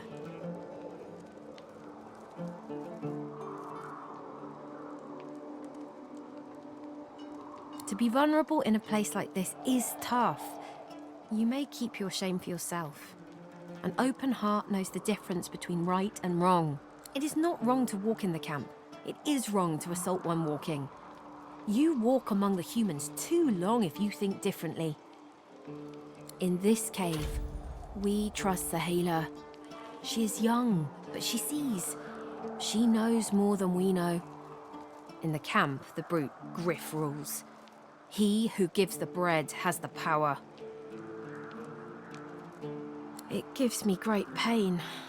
I'm with my family. We are making beautiful magic. We are healing a tree cut down with great violence. The Magisters come.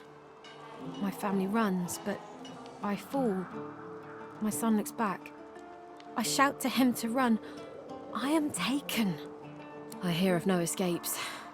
The only way out is through the Magisters, through their cure. Thugs I can stand, but I fear the Magisters. Wait, before you go, I am not here without your help. I do not forget this. For you, a prize. I save it for a special occasion, but I can think of no finer occasion than this. Thank you.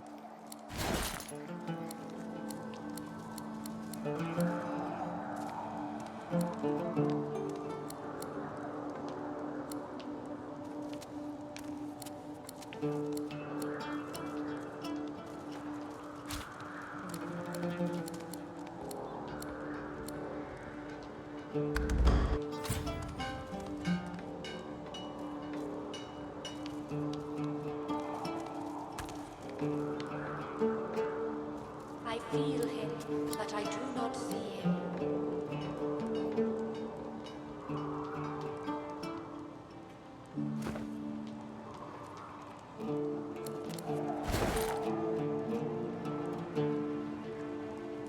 You cover your face with your hands.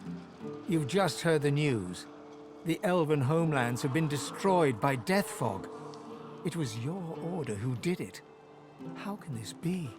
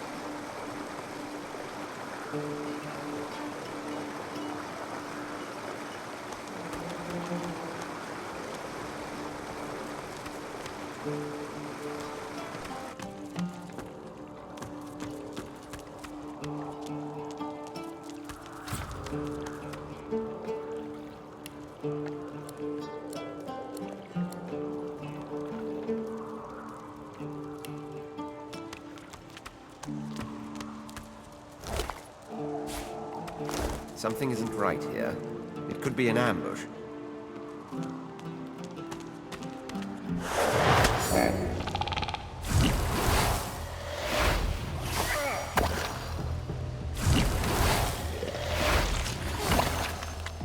Healing!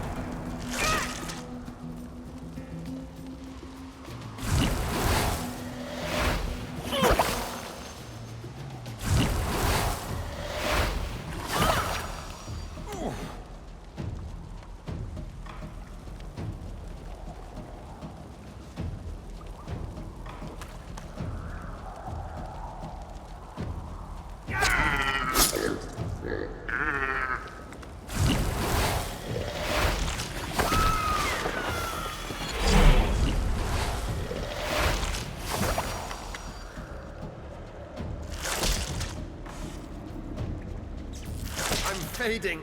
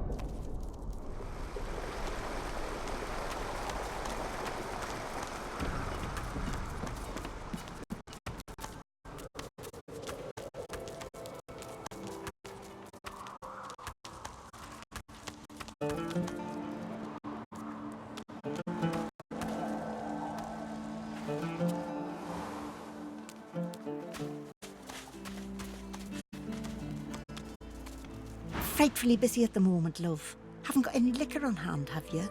This fella could use a little comfort. Well, look at that. Just what I ordered. Ain't you a peach, love? And old Dean here'd thank you too if he could. Poor fella over there crossed one of Griff's card sharks and got a club to the skull. Done to be sure, but I'd like to ease his way out.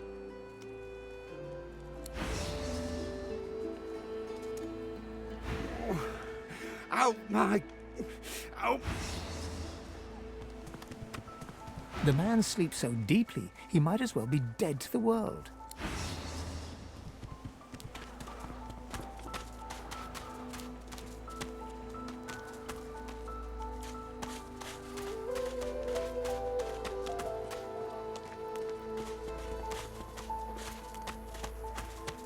The dog focuses at the cat at your feet, baring its teeth and growling. The cat's eyes are clouded and...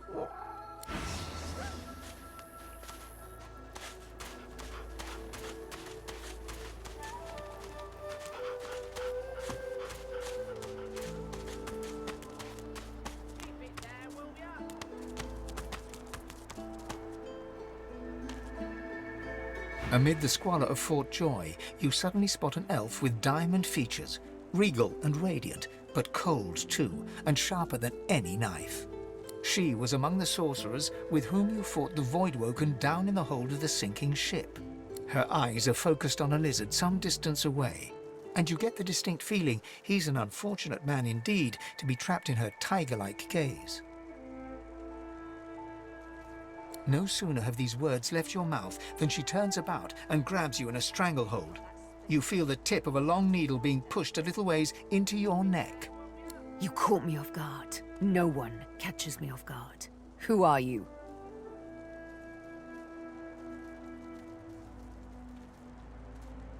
There is no other elf like me. A push, a pivot, and now you suddenly face her. The needle still all too deeply embedded in the side of your throat. Despite the precariousness of your situation, you notice a flaw in her diamond features, a curiously shaped scar on her left cheek. Because it is my desire to question him intensely. As for the reason, you're staring at it. You see, once upon a bad old time, a lizard cut this thing, this living scar, into my cheek. The mark of a slave. But now I'm free, of sorts. And I've traced that lizard here, to Fort Joy. I intend to raise the subject with him.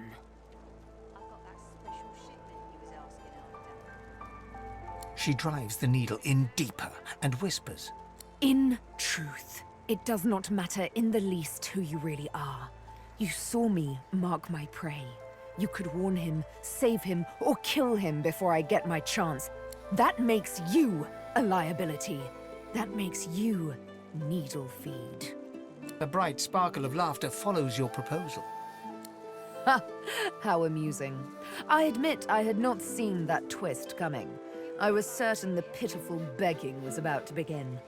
Make your case and do it quickly. Why should I join you? Escape? How you do tickle me. Most of the misguided deers around here would argue such a thing is impossible.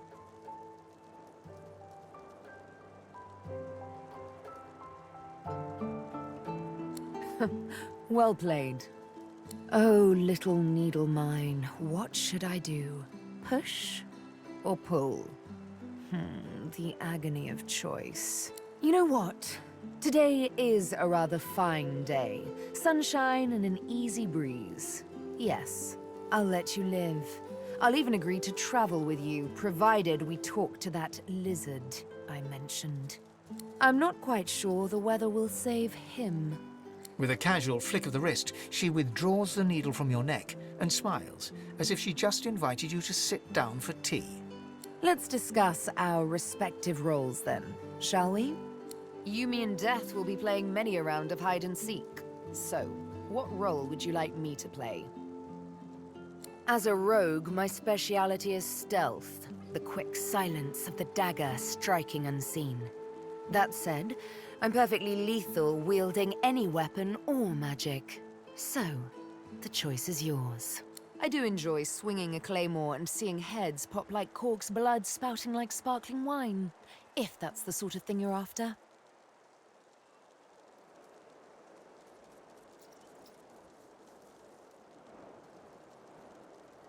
Suits me fine. Lead on, or better yet, let me take the lead. Then follow me. You're not quite certain you'll ever sleep soundly with Sabine in any sort of proximity, but at least she's on your side, for the moment.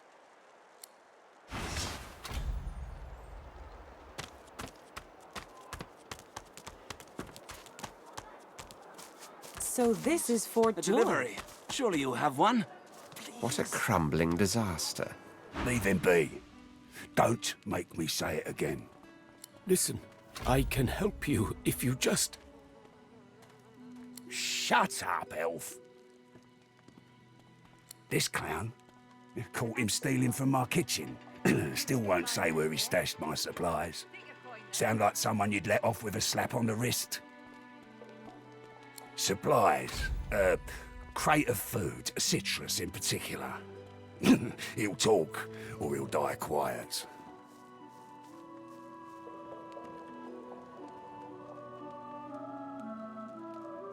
Alls I want is my supplies. Happy to let this clown die in a gutter instead of my kitchen. Bring back my crate, and you got yourself a deal.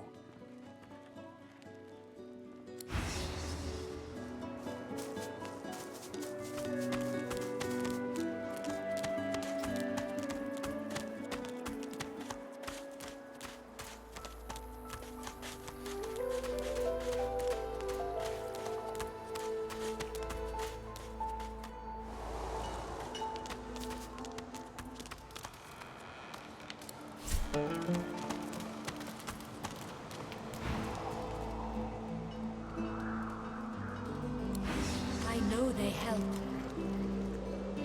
The young girl's eyes are covered, but she turns toward you when you approach. She smiles as though she recognizes you, though she couldn't have seen your face. Hello, dear prince. Hello, betrayed soul.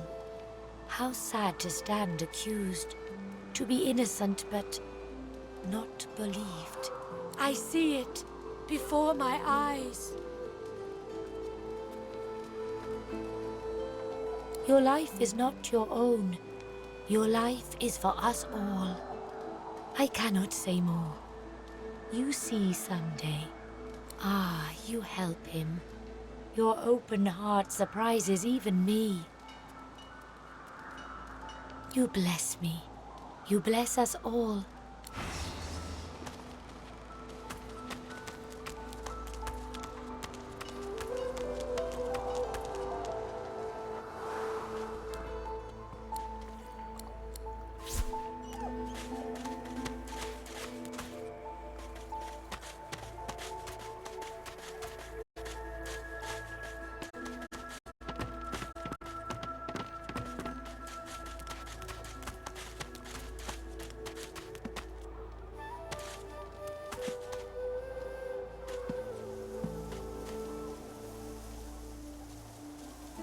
Just as you're about to address the lizard, the Red Prince bars you with an outstretched arm.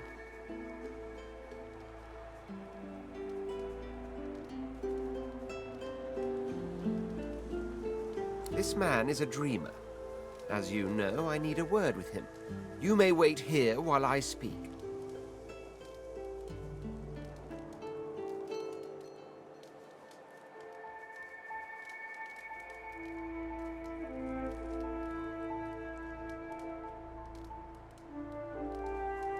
Permission indeed.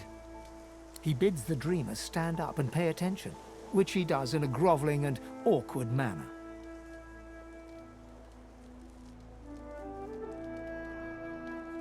The dreamer then chews and swallows a handful of Druidine leaves before slipping into a trance-like state. He falls asleep. To your surprise, the Red Prince lies down and follows suit. After about half an hour, they wake up and begin to discuss what they saw in their dreams. The Red Prince pinches the bridge of his nose in apparent irritation before turning his back on the jabbering dreamer. You receive a withering glance in response. A deserved bit of sarcasm, I suppose.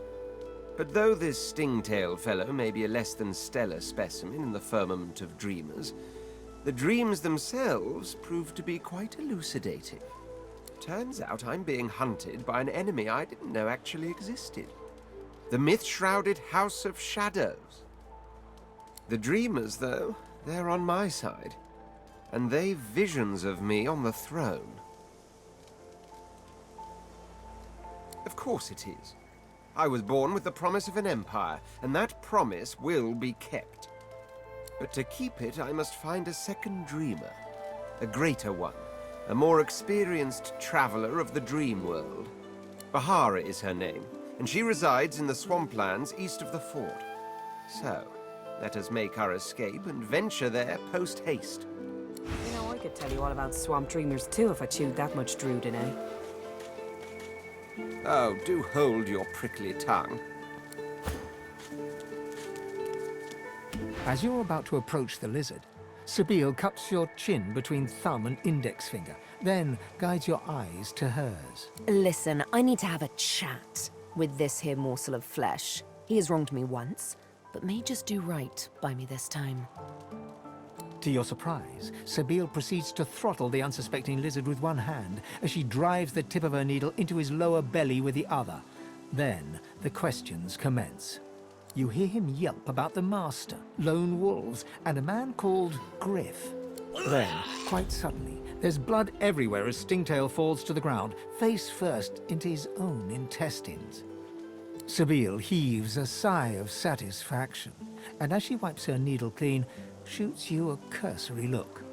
Chat's over. Demon elf, how dare you strike down a dreamer? Hmm? Something on your mind?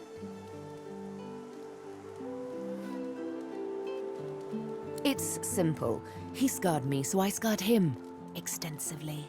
She defies you with devilishly innocent eyes. Can you blame me?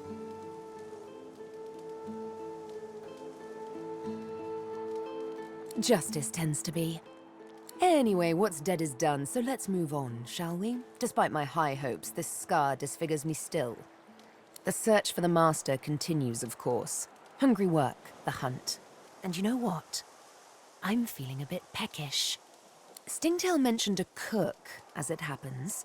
A fellow named Griff. 2 birds, 1 stone. How about it?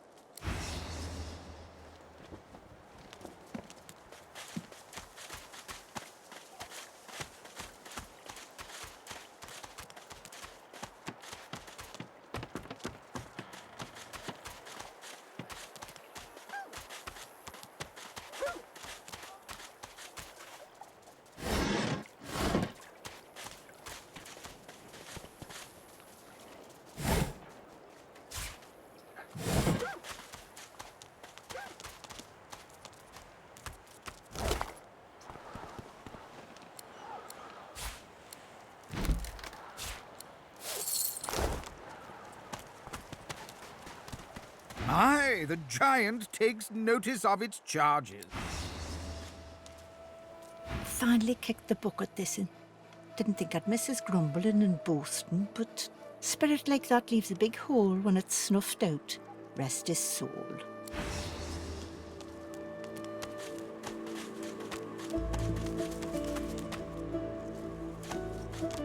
Is that thing eating corpses? The creature heaves through lips gummed with human gore. It turns to you with great effort, pain apparent in every movement, and madness screams from its wide, bloodshot eyes. You. Quite lost. Quite lost. Careful, or they'll cross your wires. Now, a little query. Where grows the yarrow? Quickly now, for I haven't much time. Maybe I unscrew your lid and poke about inside and set your memory straight. Would that please you? Can you not remember now? Are you mad? Yarrow loves the beach. Yarrow loves the sand, the waves, the wind in her hair. You're better off without a top. You're better off uncrossed.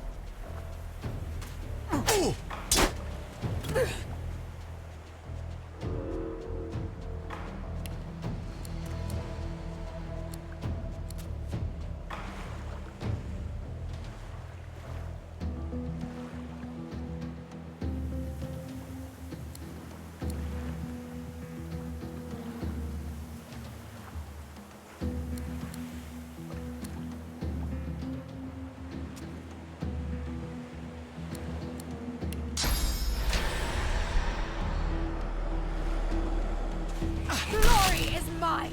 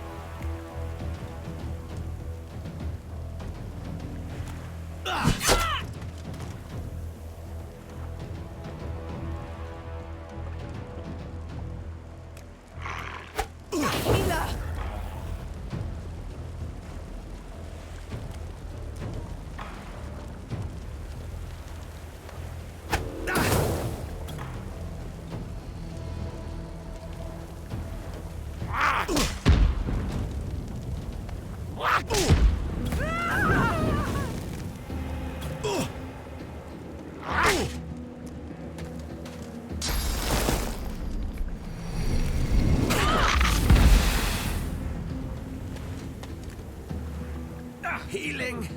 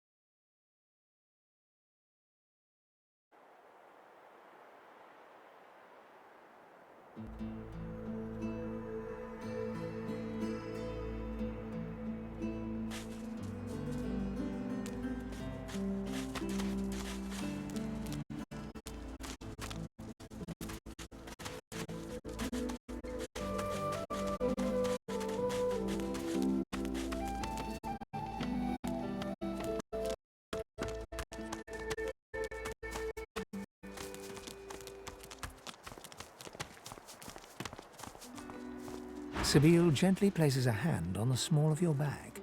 Her mouth reaches your ear with a whisper. Let me have a word with the gentleman, would you? I've a little clue to follow up on. Sibyl steps forward and asks Griff the cook about the lone wolves. A dead little birdie told her he's the man to talk to. A little back and forth ensues. Money crosses hands, and before you know it, Sibyl stands back beside you, all smiles. Thank you. We should make good on our escape, you know. I have to see a man about a wolf in the Hollow Marshes. Did I disappoint you? Oh, but don't worry. I might just have to push the next fella a little further. You forget my name, eh? Zalaskar's his name. A name for the taking, if it comes to that.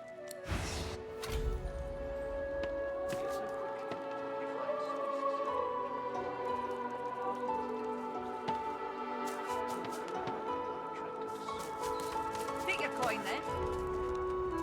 When another device will source change back? What if there are no sources? Mind your manners round Griff, eh?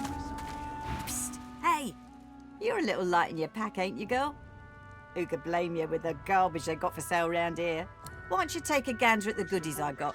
Stuff you won't find anywhere else in camp. Procured by special means.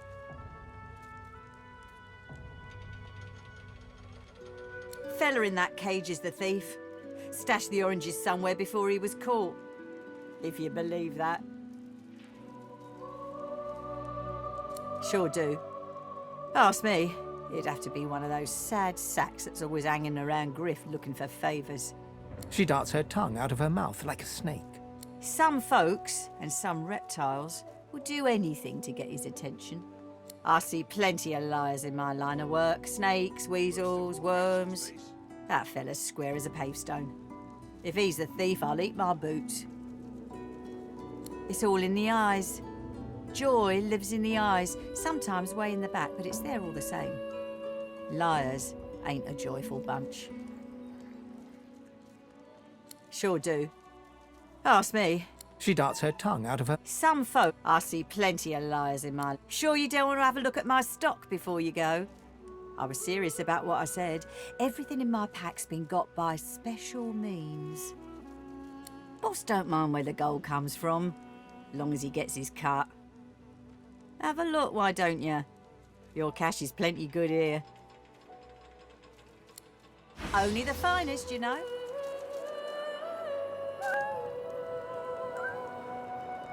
Worse than war rations, these.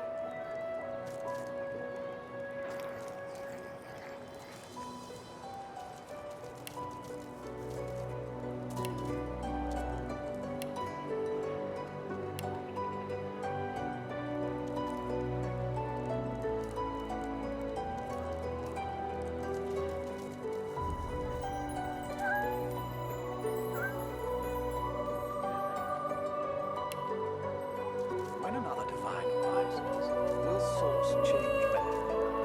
What if there are no sorcerers? Yet so quickly. Perhaps if those bleeding dwarves didn't eat so much. So the void woken are attracted to source. But why? When another divine arises, will source change back? What if there are no sorcerers? Why hasn't Alexander risen yet?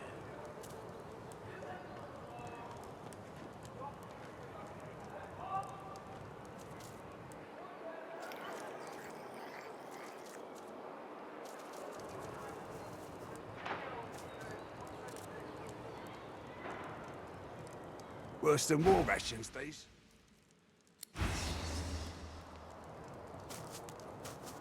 When another divine... An elf, caked in mud and blood, looks up at you from the bottom of the cage. You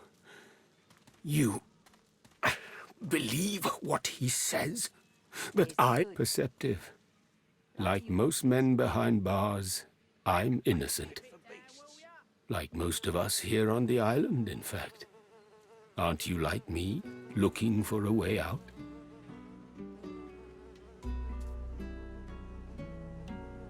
Too bad.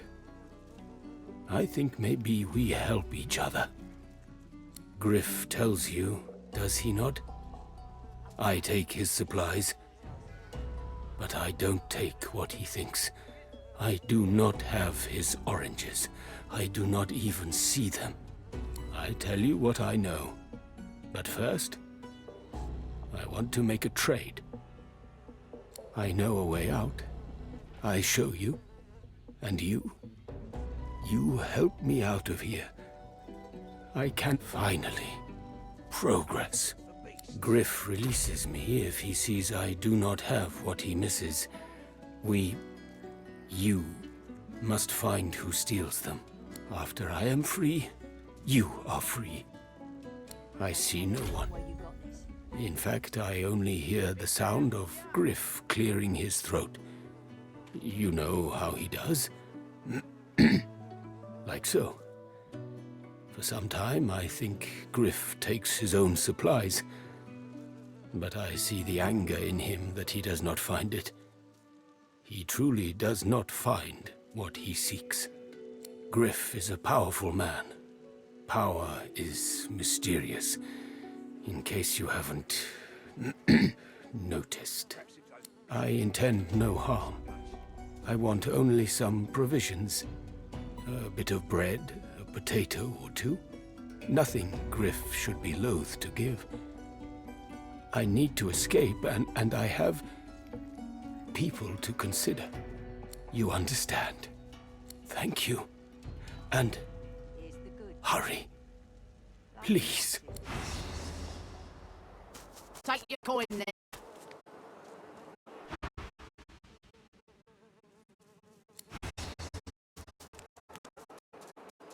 Still on your feet, eh? Glad to hear it. Feel free. Fella in that cage is the thief. Stashed the oranges somewhere before he was caught. I see plenty of liars in my line of work. Sure do. Ask me. She darts her tongue out. Some folks, I see plenty of liars in my line of... Sure you don't want to... Let's just say folks leave here, but they don't... Let me guess. You're here for a match. Dunno what you heard, but they won't take it easy on you just 'cause you're an elf.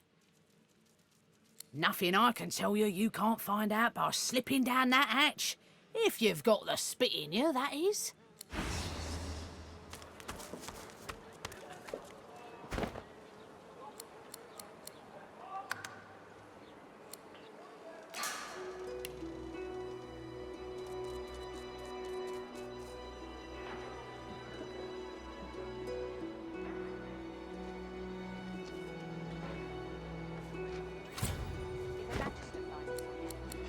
You forget my name here?